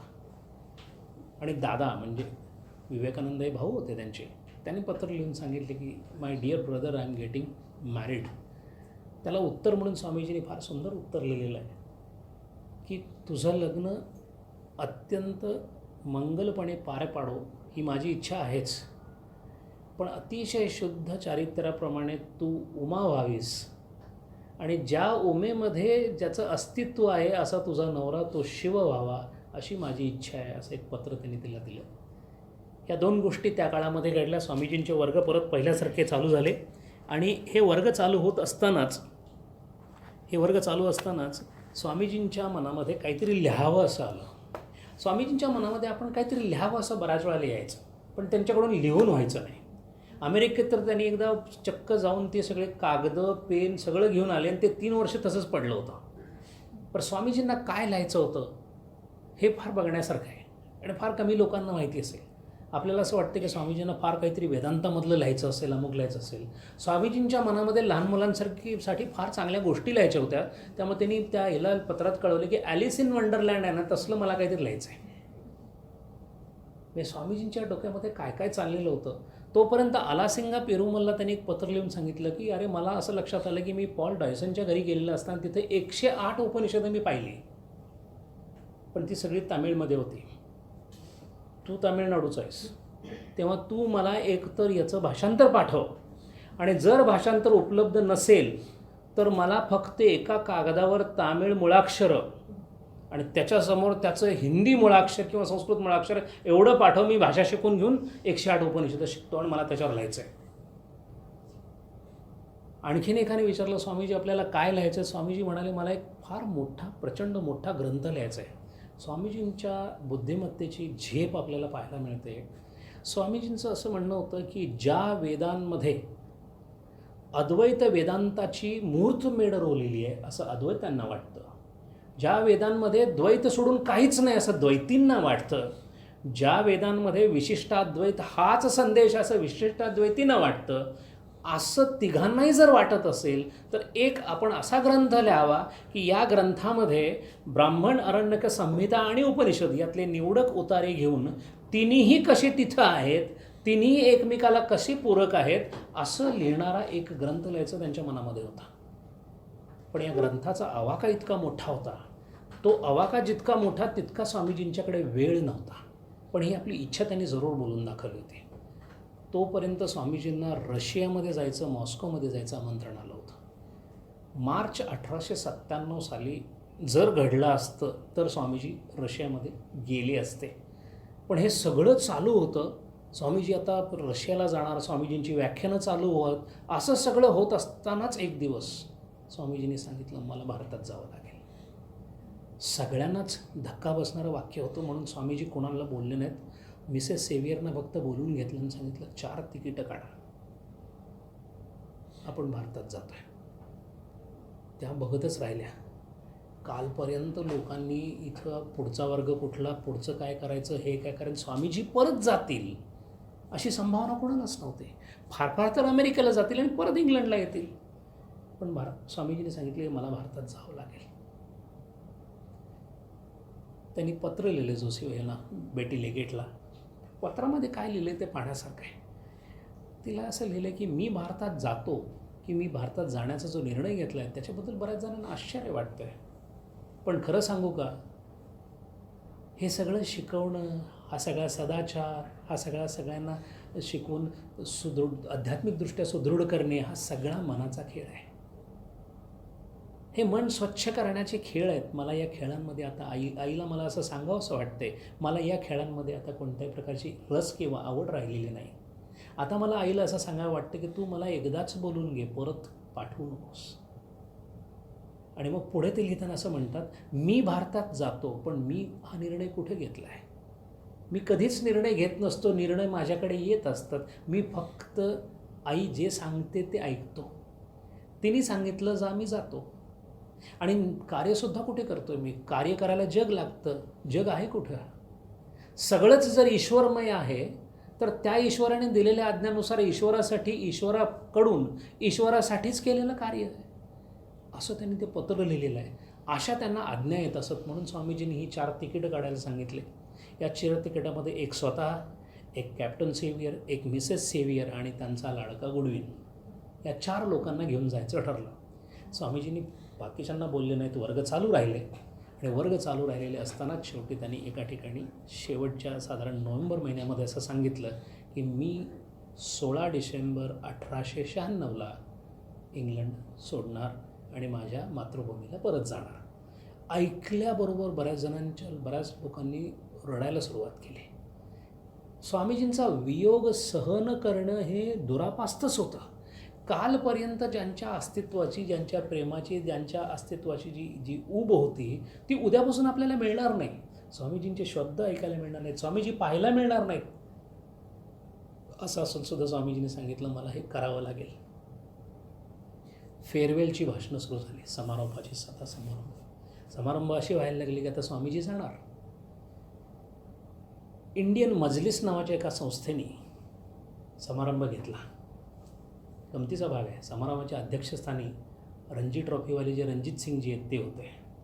आणि त्याच्याच अगोदर 1 आठवड्यामध्ये त्यांनी सेंचुरी मारून ऑस्ट्रेलियाचा पराभव टाळला होता, म्हणून त्यांचं बरंचसं नाव इंग्लंडमध्ये झालं होतं. ते अध्यक्षस्थानी होते.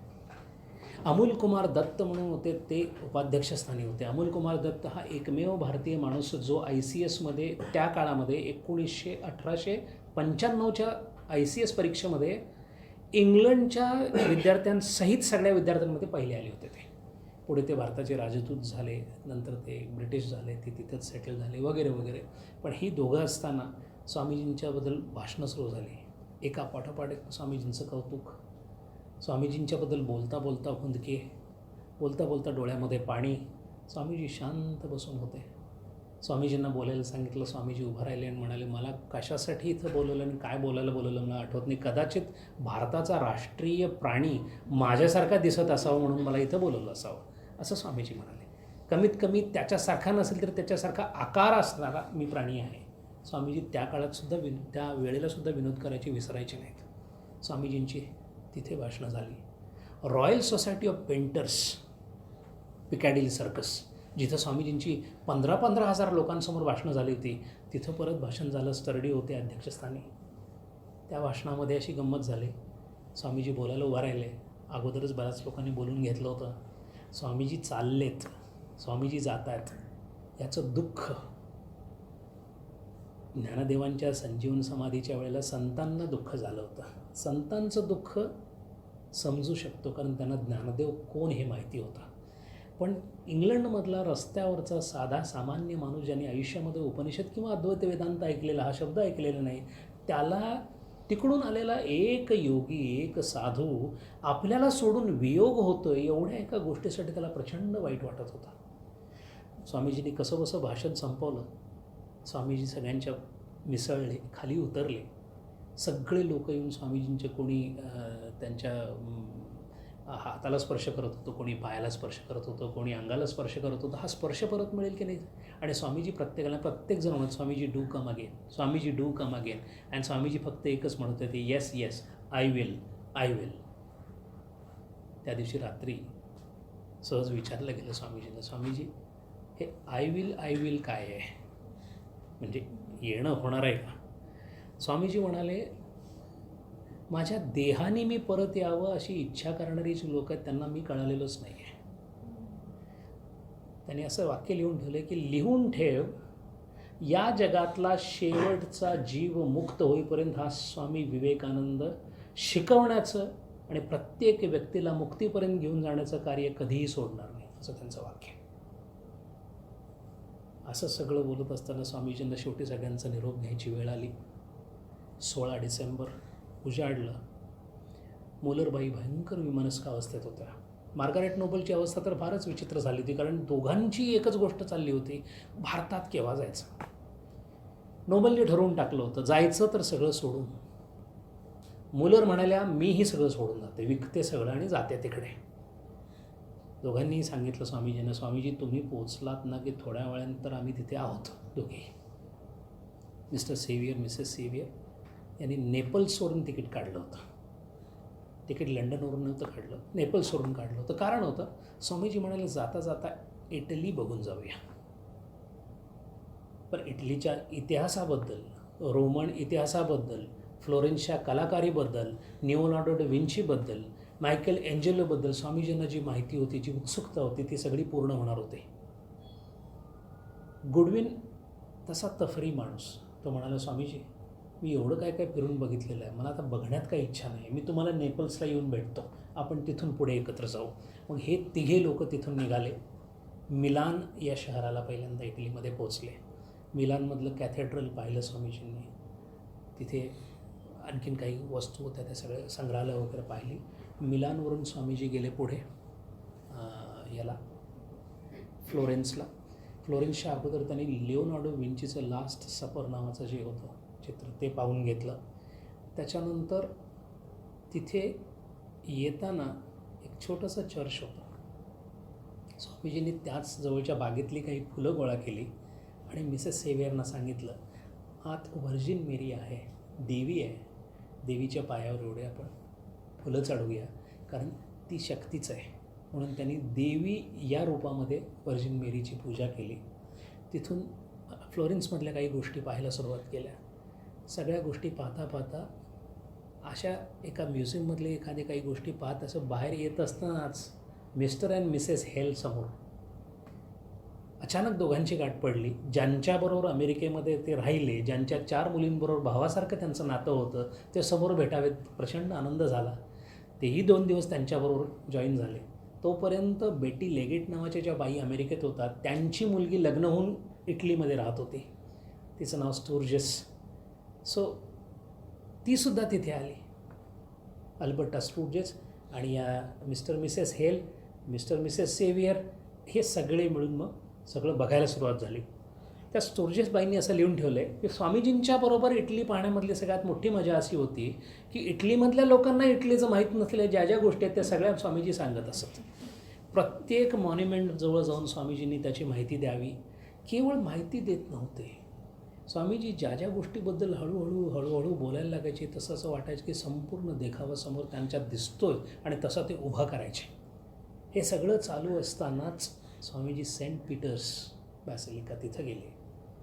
ते सगळा तिथला ते वैभव बघितलं, तिथले ते सगळं हे बघितलं आणि स्वामीजींच्या डोळ्यात पाणी आलं. स्वामीजी म्हणाले, ख्रिस्ताला डोकं टेकावं असा एक दगडसुद्धा या देशामध्ये नाही आहे का? ज्या कारणासाठी ख्रिस्त पुढे आला, ज्या कारणासाठी ख्राइस्टनी आपलं आयुष्य वेचलं, त्या ख्राइस्टला या ज्या पद्धतीने ते pomp is use the word pomp and vigour of Christianity is not Christianity.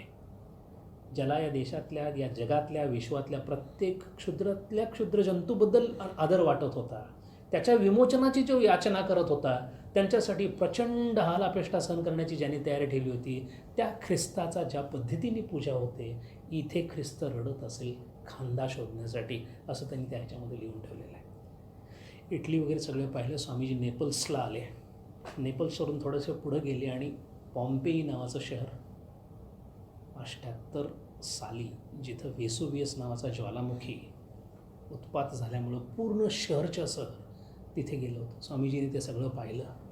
प्रकृती कोणत्या कोणत्या प्रकाराने समोर येऊ शकते, स्वामीजींना त्याचं सगळं आश्चर्य वाटलं पाहून. तिथून विचिता म्हणून जे बंदर आहे तिथं आले आणि नेपल्सवरून स्वामीजींची बोट भारताच्या दृष्टीने बाहेर पडली. भारताच्या दृष्टीने बाहेर पडल्यानंतर एक दिवस अगोदर एका जवळच्या शिष्याने स्वामीजींना विचारलं, स्वामीजी 4.5 वर्ष केवळ वैभव आणि ऐशाराम असलेल्या देशांमध्ये फिरल्यानंतर अत्यंत गरीब असलेल्या भारत देशामध्ये जाताना तुम्हाला काय वाटतं? उत्तर फार छान दिले स्वामीजींनी.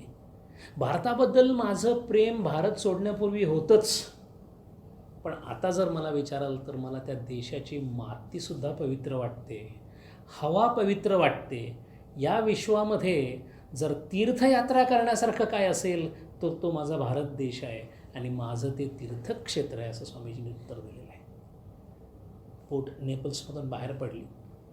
बोटीवर काही घटना घडल्या त्या सांगण्यासारख्या. प्रवास छान झाला, पण स्वामीजींचं मन काय करत होतं, स्वामीजींचे विचार काय चालले होते हे पाहण्यासारखं आहे.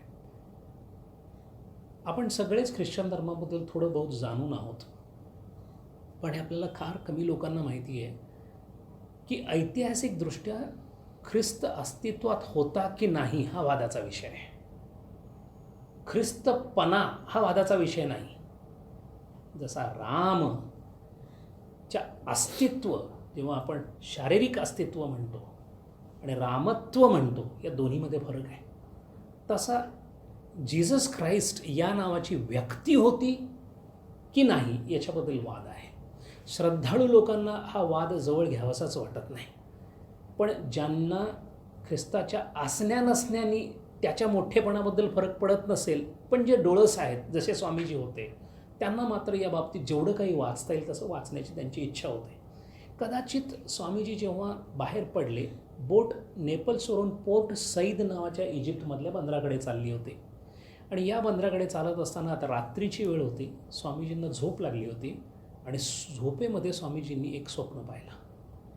हे स्वप्न फार विचित्र होतं. या स्वप्नामध्ये स्वामीजी एका समुद्रावर आहेत आणि समुद्रावर असताना समोरून एक अत्यंत दाढी वाढवलेला वृद्धग्रस्त समोरून येतोय आणि तो स्वामीजींना सांगतोय की हे बघ, जीसस ख्राइस्ट अस्तित्वात नव्हता, पण ज्यांनी जीसस ख्राइस्ट नावाचं अस्तित्व तयार केलं, ती तत्व ज्यांच्याकडे होती, त्याची मी तुला आता गोष्ट सांगणार आहे. स्वामीजी स्वप्नात पाहत आहेत, पण त्यासाठी मी तुला फक्त 2च शब्द देणार आहे. हे 2 शब्दापैकी एक शब्द होता therapeutic, THERAPEUTE, not therapeutic. In medicine we use the word therapeutic, पण हा मूळचा ग्रीक शब्द आहे.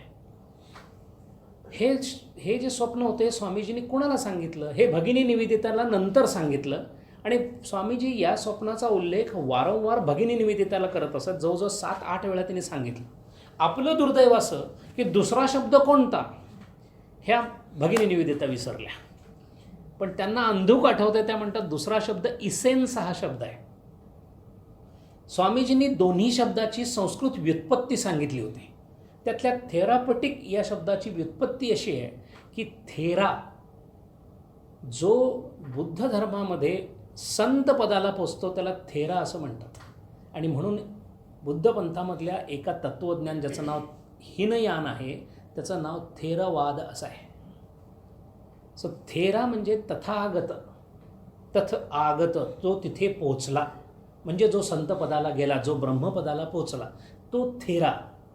आणि पॅटिकमधला जो आहे तो पुत्र, थेरा पुत्र असा तो शब्द आहे असं स्वामीजींनी सांगितलं. दुसरा शब्द इसेन्स आहे, ज्याची व्युत्पत्ती आपल्याला कळत नाही, पण स्वामीजींनी नोबेलला सांगितली होती, निवेदितेला ती विसरलेली आहे. आता प्रश्न असा येतो की या 2 शब्दांचं महत्त्व काय, ते त्या दाढी वाढलेल्या वृद्ध माणसांनी यांना सांगितलं होतं. तसं महत्त्व असं होतं की साधारण बुद्धांच्या काळामध्ये, बुद्धांच्या नंतर अशोक असताना 487 ते 421 हा बुद्धांचा काळ आहे. साधारण 327ला अलेक्झांडर भारतामध्ये आला, 323ला चंद्रगुप्त मौर्य आला आणि म्हणून साधारण 290च्या आसपास जेव्हा अशोक होता त्यावेळेला ग्रीक राजांचं म्हणजे अलेक्झांड्रिया वगैरे बंदर आणि भारताचा प्रचंड मोठा एकमेकाशी असा संयोग होता. त्या संयोगामध्ये बरेचसे बौद्ध भिक्षू पैकी एक आपल्याला माहीत असणारा, ज्यांनी मेनॅन्डर नावाच्या ग्रीक राजाला बुद्ध धर्मामध्ये परावृत्त केलं आणि ज्यांनी एक ग्रंथ लिहिला, त्याचं नाव मिलिंद पन्नो असं आहे. मिलिंद म्हणजे मेनॅन्डर राजा. या मेनॅन्डर राजा किंवा या सगळ्या ग्रीक राजांपैकी अलेक्झांड्रियामध्ये हे तत्त्वज्ञान गेल्यानंतर तिथल्या काही लोकांनी या तत्त्वज्ञानाचा पुरस्कार केला. तोच पुरस्कार केलेलं तत्त्वज्ञान नंतर ख्रिस्ताच्या नावाने ख्रिस्त धर्म म्हणून पुढं आलं. असा त्याचा संबंध एकत्र लावलेला आहे. असं त्या स्वप्नामध्ये स्वामीजींना आलं आणि जेव्हा स्वप्न मोडलं त्यावेळेस स्वामीजी डेकवर आले. पहाटे 3ची वेळ होती. जवळच कॅप्टन होता. त्याला विचारलं आपण कुठे आहोत, तर तो म्हणाला आपण क्रेट नावाच्या बेटापासून 40 किलोमीटरवर आहोत. आणि क्रेट हे ख्रिस्त धर्माचं उगमस्थान समजलं जातं. अशी एक वेगळी आणि वैचित्र्यपूर्ण गोष्ट या प्रवासामध्ये घडली. दुसरी एक गोष्ट या प्रवासामध्ये अशी घडली की 2 पादरी यांच्याबरोबरच प्रवासाला होते. या दोघांचं एक काम होतं, डेकवर आल्यानंतर स्वामीजींच्या मागं जायचं आणि सारखं स्वामीजींना म्हणायचं की Christianity is greater than Hinduism. Swamiji दरवेळेला त्यांना समजावून सांगायचे इट इज नॉट. मग ते म्हणायचे तुम्ही काहीतरी सांगा. मग ते म्हणायचे see this is what you have so many god. स्वामीजींचं उत्तर ठरलेलं असायचं.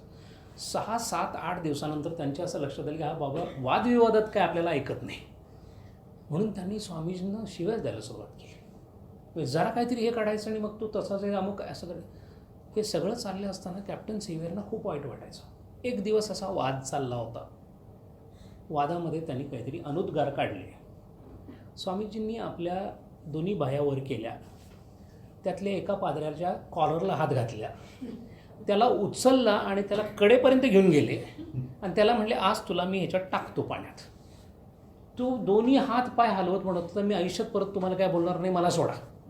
हा प्रसंग कॅप्टन आणि मिसेस सेव्हियरनी प्रत्यक्ष पाहिला. ते म्हणाले स्वामीजी आपण स्वामीजी वगैरे. म्हणले म्हणून काय, हे कर्तव्य आहे. तुम्ही तुमच्या धर्माचं जर रक्षण करू शकत नसाल तर तुम्ही देशभक्त कसले आहात. स्वामीजींनी एक वेगळंच काहीतरी सेव्हियरना दाखवून दिलं. असे काही प्रसंग घडत असतानाच ही बोट एडनला येऊन पोचली. एडनला पोचल्यानंतर त्यावेळेला एडन हे भारताच्या अधिपत्याखाली होतं. खरं अरब गाव आहे ते, पण भारताच्या अधिपत्याखाली असल्यामुळे बरेचसे भारतीय तिथं होते. कॅप्टन सेव्हियर वगैरे एडनला उतरले. स्वामीजींच्याबरोबर असे एडनमध्ये फिरायला चालले होते. तेवढ्याच स्वामीजींना एक माणूस दिसला, हुक्का पीत दिसला. स्वामीजींनी सगळं सोडलं आणि त्याच्याकडे जाऊन म्हणाले भाई जरा मिळेल का. आणि तिथं बसून हा सेव्हियर जो आहे तो बघतच राहिला. मग ते म्हणाले स्वामीजी. त्यांना म्हणजे आपल्याबरोबर कोणीतरी युरोपियन लोक आलेत, काही आलेत, त्याच्यावर एक वाक्य छान सेव्हियरनी लिहून ठेवलं आहे. स्वामीजींच्या चेहऱ्यावर एखाद्या लहान मुलाला एखादं खेळणं सापडावं जसा आनंद उसळून वाहतो तसं ते चिरूट मिळाल्यानंतर एवढे हसत होते. ती चिलीम होती ॲक्च्युली. मग शेवटी जरा आता निघायला लागेल म्हटल्यानंतर स्वामीजी तेवढं थांबले नाहीत. त्याला म्हणाले मी घेऊ का चिलीम बरोबर. आणि बरोबर चिलीम घेऊन आले. हे कॅप्टन सेव्हियरना नेहमी आश्चर्य वाटायचे की हा वेदांती जीवनमुक्त चिलीम याची सांगड कशी घालायची. पण स्वामीजी हे वेगळ्या प्रकारचे संन्यासी होते. असं सगळं होत असताना आता भारतामध्ये आपण प्रवेश करणार आहोत. स्वामीजींना खरं म्हणजे माहितीच नव्हतं की आपल्या भारतात काय स्वागत होणार आहे. स्वामीजींनी तर एका पत्रामध्ये असंच लिहून ठेवलं होतं की मी फार थकलेलो आहे, आता भारतात जाणार, मद्रासला थोडंसं काहीतरी आमच्या शिष्यमंडळी आहेत त्यांना भेटणार, सरळ कलकत्त्याला ना आराम करणार आणि मग काय एखादं पुस्तक वगैरे लिहिणार. त्यांना माहितीच नव्हतं की भारतामध्ये काय तयारी चाललेली आहे. पण असं जरी असलं तर एकदा बोलता बोलता कॅप्टन सेव्हियरबरोबर स्वामीजी एकदम गंभीर झाल्याने एका वेगळ्या अवस्थेमध्ये गेले आणि त्या अवस्थेमध्ये जाऊन ते बोलायला लागले. त्याचं वर्णन लिहून ठेवलं कॅप्टन सेव्हियरनी. शब्द इंग्लिशमधले आहेत, स्वामीजींचे आहेत. ते असे आहेत. स्वामीजी म्हणाले कॅप्टन सेव्हियरना, I shall blast India. I shall be going as an electric current in the veins of entire Indian nations. For I know I have bled my life for the faith in the Western world, but the only country, only soil which can understand me is my India. मी काय केलं आहे याचं खरं कौतुक जर कुठं होणार असेल तर ते माझ्या भारतात होईल. पण ज्या भारतासाठी मी माझं रक्त दिलेलं आहे त्या रक्ताची जाण फक्त भारतीयच ठेवू शकतील, असं उत्स्फूर्त काहीतरी ते बोलून गेले होते. पण त्याच वेळेला जेव्हा नॉर्मल बोलत होते त्यावेळेला मात्र त्यांना माहीतच नव्हते की तिथं काय होणार नाही. आणि असं सगळं होत असताना 16 जानेवारी 1897 कोलंबोला स्वामीजींची बोट लागली. कोलंबोला बोट लागल्यानंतर कोलंबोमध्ये जी तयारी झाली होती त्या तयारीचा स्वामीजींना काही माहितीच नव्हते. बोट लावल्यानंतर पाहिलं तर समोरच्या बाजूला निरंजनानंद गुरुबंधू, त्याच्याबरोबर कुमारस्वामी म्हणजे त्यावेळच्या सिलोनच्या लेजिस्लेटिव्ह असेंब्लीचे मेंबर, आणि टी हॅरिसन म्हणजे तिथले बुद्ध धर्माचे जे नेते होते ते, हे तिघेचे तिघे हार घेऊन स्वामीजींच्या बोटीवर आले. त्यावेळेला त्या बोटीतून छोट्या बोटीत उतरायचं आणि छोट्या बोटीतून मग बंदराला यायचं अशी प्रथा होती. त्याप्रमाणे स्वामीजींचं स्वागत झालं. स्वामीजींना बोटीवर घेण्यात आलं आणि जशी जशी जशी बोट कोलंबोच्या बंदराच्या दिशेने जायला लागली तेव्हा लक्षात आले की बंदरावर प्रचंड गर्दी झालेली आहे. जवळजवळ 2 ते 3 हजाराचा समुदाय केवळ स्वामीजींना पाहण्यासाठी आला होता. बड्या मुश्किलीने स्वामीजी कोलंबोच्या बंदरात उतरल्याबरोबर सगळ्या लोकांनी स्वामीजींच्या दर्शनासाठी झोंबड उडाली. स्वामीजींना आता आवरायचं कसं म्हणून त्यांच्या बाजूला कडं करण्यासाठी कुमारस्वामी, चलैया, निरंजनानंद स्वामी, कॅप्टन झेवियर, मिसेस झेवियर मध्ये स्वामीजींना करायचं, कारण सगळेजण स्वामीजींच्या पायावर पडत होते. हे सगळं चालू असताना नुसतं असं चाललं नव्हतं. स्वामीजी ज्या ठिकाणी राहणार होते तिथं स्वामीजींची जवळजवळ मिरवणूकच चालली होती. खरं म्हणजे अंतर होतं 2 किलोमीटरचं, पण 2 किलोमीटरच्या अंतरामध्ये मध्ये मध्ये असे पंडाल उभे केले होते. ते एवढ्यासाठी की स्वामीजींनी वर चढावं आणि सगळ्यांना दर्शन द्यावं, त्याप्रमाणे दर्शन देण्याचं चाललं होतं. पण नुसती दर्शनामध्ये लोक आपल्या घरातून फुलं घेऊन आली होती. आपल्या प्रत्येक हिंदू घरामध्ये असणारं गंगेचं पाणी प्रत्येकाने कोणीतरी गेलं तर घालायचं जे पाणी असते ते घेऊन आले होते. त्यांनी स्वामीजीच्या अंगावर ते पाणी घालण्यात आलं. कोणी घरातून गुलाब पाणी घेऊन गेलं होतं, कोणी घरामधून हार घेऊन गेले होते. आणि सगळे तामिळ असल्यामुळे तामिळांच्याकडे पणत्या लावण्याची पद्धत आहे. त्यामुळे ज्या रस्त्यावरून स्वामीजी चालले होते त्या सगळ्या रस्त्यावर पणत्या लावण्यात आल्या होत्या. स्वामीजी पुढे आणि मागे सगळे चालत जवळजवळ 5-6 हजाराचा मॉब असे स्वामीजींची ही सुरू झाली. कॅप्टन मिसेस झेवियरना काही कळेना. स्वामीजी फक्त हसत होते. ते म्हणाले हा भारत आहे. स्वामीजी त्या पहिल्या पंडालावर गेले, सगळ्यांना दर्शन दिलं. तर त्या पंडालावरून त्यांच्यावर पुष्पवृष्टी करण्यात आली. एक खरं खुरं कबूतर तिथं ठेवलं होतं, ते आकाशामध्ये उडून गेलं. स्वामीजी म्हणजे देवदूत अशी काल संकल्पना सगळ्यांची होती. तेवढ्यात तमिळ लोकांनी असं सांगितलं की त्यांच्याकडे शिवाचं भयंकर मोठं प्रस्थ आहे. संथार नावाचे त्यांचे जे संत होऊन गेले त्यांचा हा पुनर्जन्म आहे असं सगळ्यांनी सांगून टाकला. तोपर्यंत काही लोकांनी सांगितलं हा शिवच आहे, हा शिवाचाच अवतार आहे. स्वामीजींच्या नावाचा जयघोष चालू आहे. स्वामीजींच्या अंगाला हात लावायचं, दर्शन घ्यायचं, डोळ्याने दर्शन घ्यायचं, पायाला हात लावायची, असं करत करत स्वामीजी त्या बंगल्यापर्यंत पोचले. त्यांच्या बंगल्यामध्ये पोचले लोक त्यांना बंगल्यात जाऊ देईनात. म्हणून बंगल्याच्या बाहेरच्या बाजूला जो पंडाल होता त्याच्यावर स्वामीजी उभा राहिले. सगळ्यांनी परत स्वामीजींचं दर्शन घेतलं. स्वामीजी खाली उतरले आणि बंगल्यामध्ये राहायला म्हणून गेले आतल्या बाजूला स्वामीजी गेले. बाहेर बघतात तर बाहेरच्या सगळ्या कंपाऊंडवर 3-3, 4-4 अशा ओळींनी सगळे 4-5 हजार लोक थांबलेले होते. शेवटी ते ज्यांचं घर होतं ते आले बाहेर. त्यांनी म्हटलं की मी काय करायचं, तुम्ही काय पाहिजे ते तरी सांग, आम्हाला स्वामीजींचं दर्शन पाहिजे. म्हटलं आत्तापर्यंत काय झालं मग? ते म्हणाले नाही अजून एकदा. मग त्यांनी आज जाऊन सांगितलं स्वामीजींना. स्वामीजी ते अजून एकदा म्हणतात. मग स्वामीजी आले आणि मग सगळ्यांच्या लक्षात आलं त्यांना नुसतं दर्शन नको होतं, स्वामीजींचा आशीर्वाद पाहिजे होता. स्वामीजींनी आपली ज्ञानमुद्रा धरली आणि सगळ्यांना बाहेर येऊन आशीर्वाद दिला. तेव्हा सगळ्यांचे डोळे निवले. एवढं सगळं झाल्यानंतर तरी कोणी हाले ना. तोपर्यंत ती जी काय थोडं बहुत त्यांनी लावून ठेवलं होतं फुलं बिलं ती सगळी चोडून गेली, कारण सगळे कंपाऊंडवर बसले होते. सगळ्यांनी विचारलं पुढचा कार्यक्रम काय आहे? तर ते म्हणाले आम्ही पुढचा कार्यक्रम जाहीर करतो, अगोदर सांगा मग आम्ही निघतो.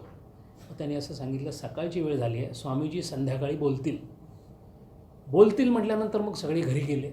स्वामीजींच्याकडे इकडे तोपर्यंत स्वामीजींना विश्रांती नव्हती. आत जिथं स्वामीजी बसले होते तिथे जवळजवळ 150 लोक बसलेली होते. ती म्हणजे त्यातल्या त्यात जवळचे जे होते त्यांनी अगोदरच येऊन तिथं आसन पकडलं होतं. त्यातली बरीचशी लोक फक्त स्वामीजींच्याकडे बघतच बसलेली असायची. स्वामीजी हे काय व्यक्तिमत्व होतं म्हणून सुभाषचंद्र बोसांनी लिहून ठेवलेलं आहे. सुभाषचंद्र बोसांच्यावर स्वामी विवेकानंदांचा प्रचंड मोठा प्रभाव होता. इतका मोठा प्रभाव होता की ज्या सिंगापूरमध्ये आझाद हिंद फौजेची स्थापना झाली त्या रामकृष्ण मिशनमध्ये अगदी रेग्युलरली नेताजी सुभाषचंद्र बोस जात असत आणि जाताना सांगत असतात की माझ्या मागे ब्रिटिश लोक आहेत, तुम्हाला त्रास होणे तेव्हा मी येईन, दर्शन घेऊन जाईन. कोणालाही माहीत नसायचं पण सुभाषबाबू येऊन दर्शन घेऊन जायचे. म्हणून सुभाषबाबूंना जेव्हा विचारलं इच्छा काय आहे, या आयुष्यामध्ये तुमची इच्छा काय राहिलेली किंवा काय इच्छा आहे, ते म्हणाले भारत मातेला स्वतंत्र बघायची माझी इच्छा आहेच. ते म्हणाले नाही ते आहे पण अजून काय इच्छा आहे. एकच इच्छा आहे, एक सेकंद, एक क्षण विवेकानंदांच्या पायाशी बसायची इच्छा आहे, असं सुभाषचंद्र बोसांनी म्हटलेलं आहे. तेव्हा तिथे स्वामीजी आल्यानंतर बऱ्याच जणांचं काम असं असायचं, जे यजमान होते त्यांची मोठी पंचायत, कोणाला काढायचं कोणाला ठेवायचं. बरं एवढं असून आपले आपले प्रश्न घेऊन आलेली माणसं ती वेगळीच. हे सगळं झाल्यानंतर संध्याकाळी स्वामीजी शिवमंदिरात जाणार आहेत अशी बातमी लागली. स्वतः शिवाला भेटायला चाललेत म्हटल्यानंतर जी लोकांची गर्दी स्वामीजी बाहेर पडल्याबरोबर सुरू झाली, ते स्वामीजींच्या मागे जवळजवळ 7-8 हजार जो मॉब सगळा, आणि सगळेचे सगळे जय महादेवा जय महादेवा, आणि स्वामीजी पुढं चालत आहेत. असं जाऊन स्वामीजींनी शिवाचं दर्शन घेतलं. शिवाचं दर्शन घेताना गाभाऱ्यामध्ये सगळ्यांनी शिवघोष जो केला तो इतका प्रचंड होता, कुणाला काही कोणाचं ऐकू येत नव्हतं, फक्त एकच वाक्य जय शिवा. सगळीकडे सगळे तामिळ लोक होते. गमतीचा भाग याच्यामध्ये ख्रिश्चनही सहभागी होते, मुस्लिमही सहभागी होते, बुद्धही सहभागी होते. अशा प्रकारची वेगळी वेगळी दर्शनं तिथं सुरू झाली. स्वामीजींचं त्या दिवशी संध्याकाळी भाषण ठेवण्यात आलं. स्वामीजींनी भारत एक पुण्यभूमी असं भाषण दिलं. त्यातलं एकच वाक्य आपल्या सगळ्यांना फार सुंदर ऐकण्यासारखं आहे. स्वामीजींनी असं सांगितलं की जर या विश्वामध्ये गणना करायचं ठरवली की अशी कोणतं क्षेत्र आहे की ज्याला सगळ्यात पुण्यवान म्हणता येईल, तर त्या बाबतीत मी डोळे झाकून उत्तर देऊ शकतो, ते म्हणजे माझा भारत. आणि हे मी माझ्या राष्ट्राच्या प्रेमासाठी न सांगता तिथे असणाऱ्या आध्यात्मिक ठेव्याकडं बघून बोलतो. जिथे एखाद्याची नजरसुद्धा पोचणार नाही त्याच्याही पलीकडे भारताचं अध्यात्मशास्त्र गेलेलं आहे, बाकीचे सगळे अजून बालक आहेत, असं स्वामीजींनी उद्गार भारताबद्दल काढलेले आहेत. त्या दिवशी संध्याकाळी 1 तास 20 मिनिटाचं भाषण झालं. दुसऱ्या दिवशी संध्याकाळी परत भाषण झालं. अद्वैत वेदांत या विषयावर 1 तास 40 मिनटं स्वामीजी बोलले. या 1 तास 40 मिनटं बोलण्यामध्ये एकही माणूस, आणि हे विशेष लक्षात घेण्यासारखं आहे, कोळी समाजाची माणसं, गरीब माणसं, बुद्ध समाजाची माणसं, ख्रिश्चन समाजाची माणसं, ज्यांनी आयुष्यामध्ये अद्वैत नावाचा शब्द ऐकलेला नाही, असे असंख्य सगळेच्या सगळे आपल्या पायावर 1 तास 40 मिनटं उभारून स्वामीजींचं व्याख्यान ऐकत होते.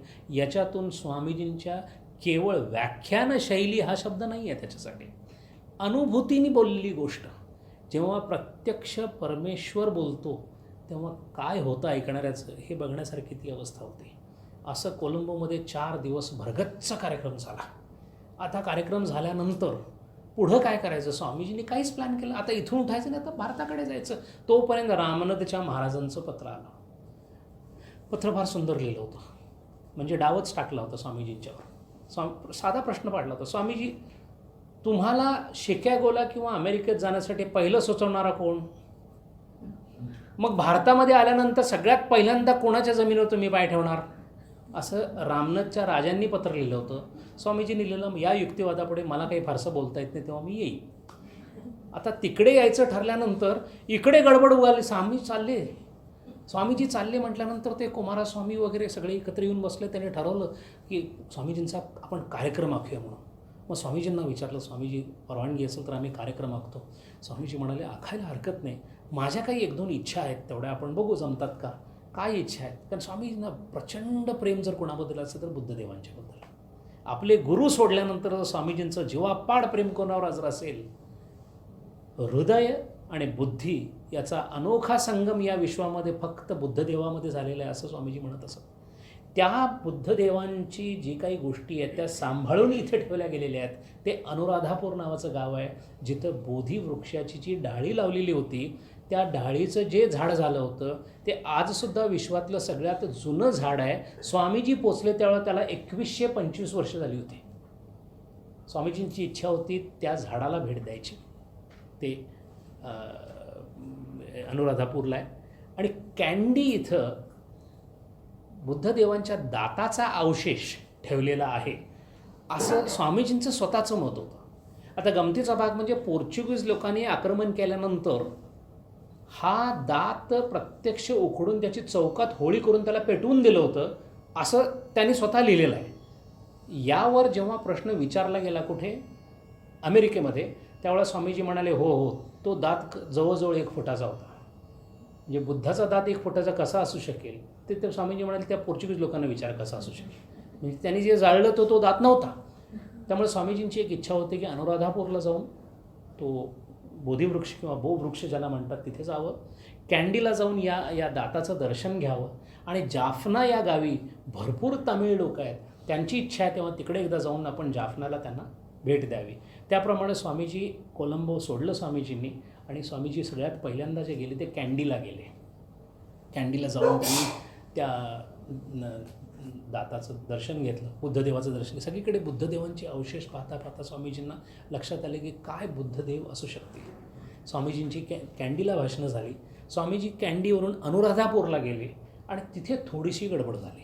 अनुराधापूरला त्या बोधिवृक्षाच्या खाली स्वामीजी स्वतः उभा राहिले आणि भाषणाला सुरुवात करणार तोपर्यंत काही बुद्धिस्ट लोकांनी वाद्य वाजंत्री आणून खूप मोठ्याने आवाज करून स्वामीजींचं भाषण बंद काढण्याचा प्रयत्न केला. इकडे हिंदू समाज, तिकडे बुद्ध समाज. आणि हिंदू समाज जरी मायनॉरिटीमध्ये असला तरी सगळे तामिळ लोक व्यापाराच्या सगळ्या नाड्या त्यांच्यात असल्यामुळे ते खूप श्रीमंत होते आणि त्याचा असूया वाटल्यामुळे बुद्ध लोकांनी हे केलेलं होतं. आता या दोघांमध्ये काहीतरी तुंबळ युद्ध होणार असं स्वामीजींना लक्षात आलं. त्यावेळेस स्वामीजींनी एकच आव्हान हिंदू समाजाला केलं की ज्या सहिष्णुतेचा पुरस्कार अहिंसेचा बुद्ध धर्मानं केलेला आहे तो जरा हिंदू धर्म कसा पाळतो बघूया. आणि हिंदू धर्मातल्या एकाही माणसाने कोणत्याही प्रकारची हालचाल केली नाही. थोड्या वेळाने ते निघून गेले, भाषण पूर्ण झालं आणि मग अनुराधापूरहून स्वामीजी जाफनाला यायला निघाले.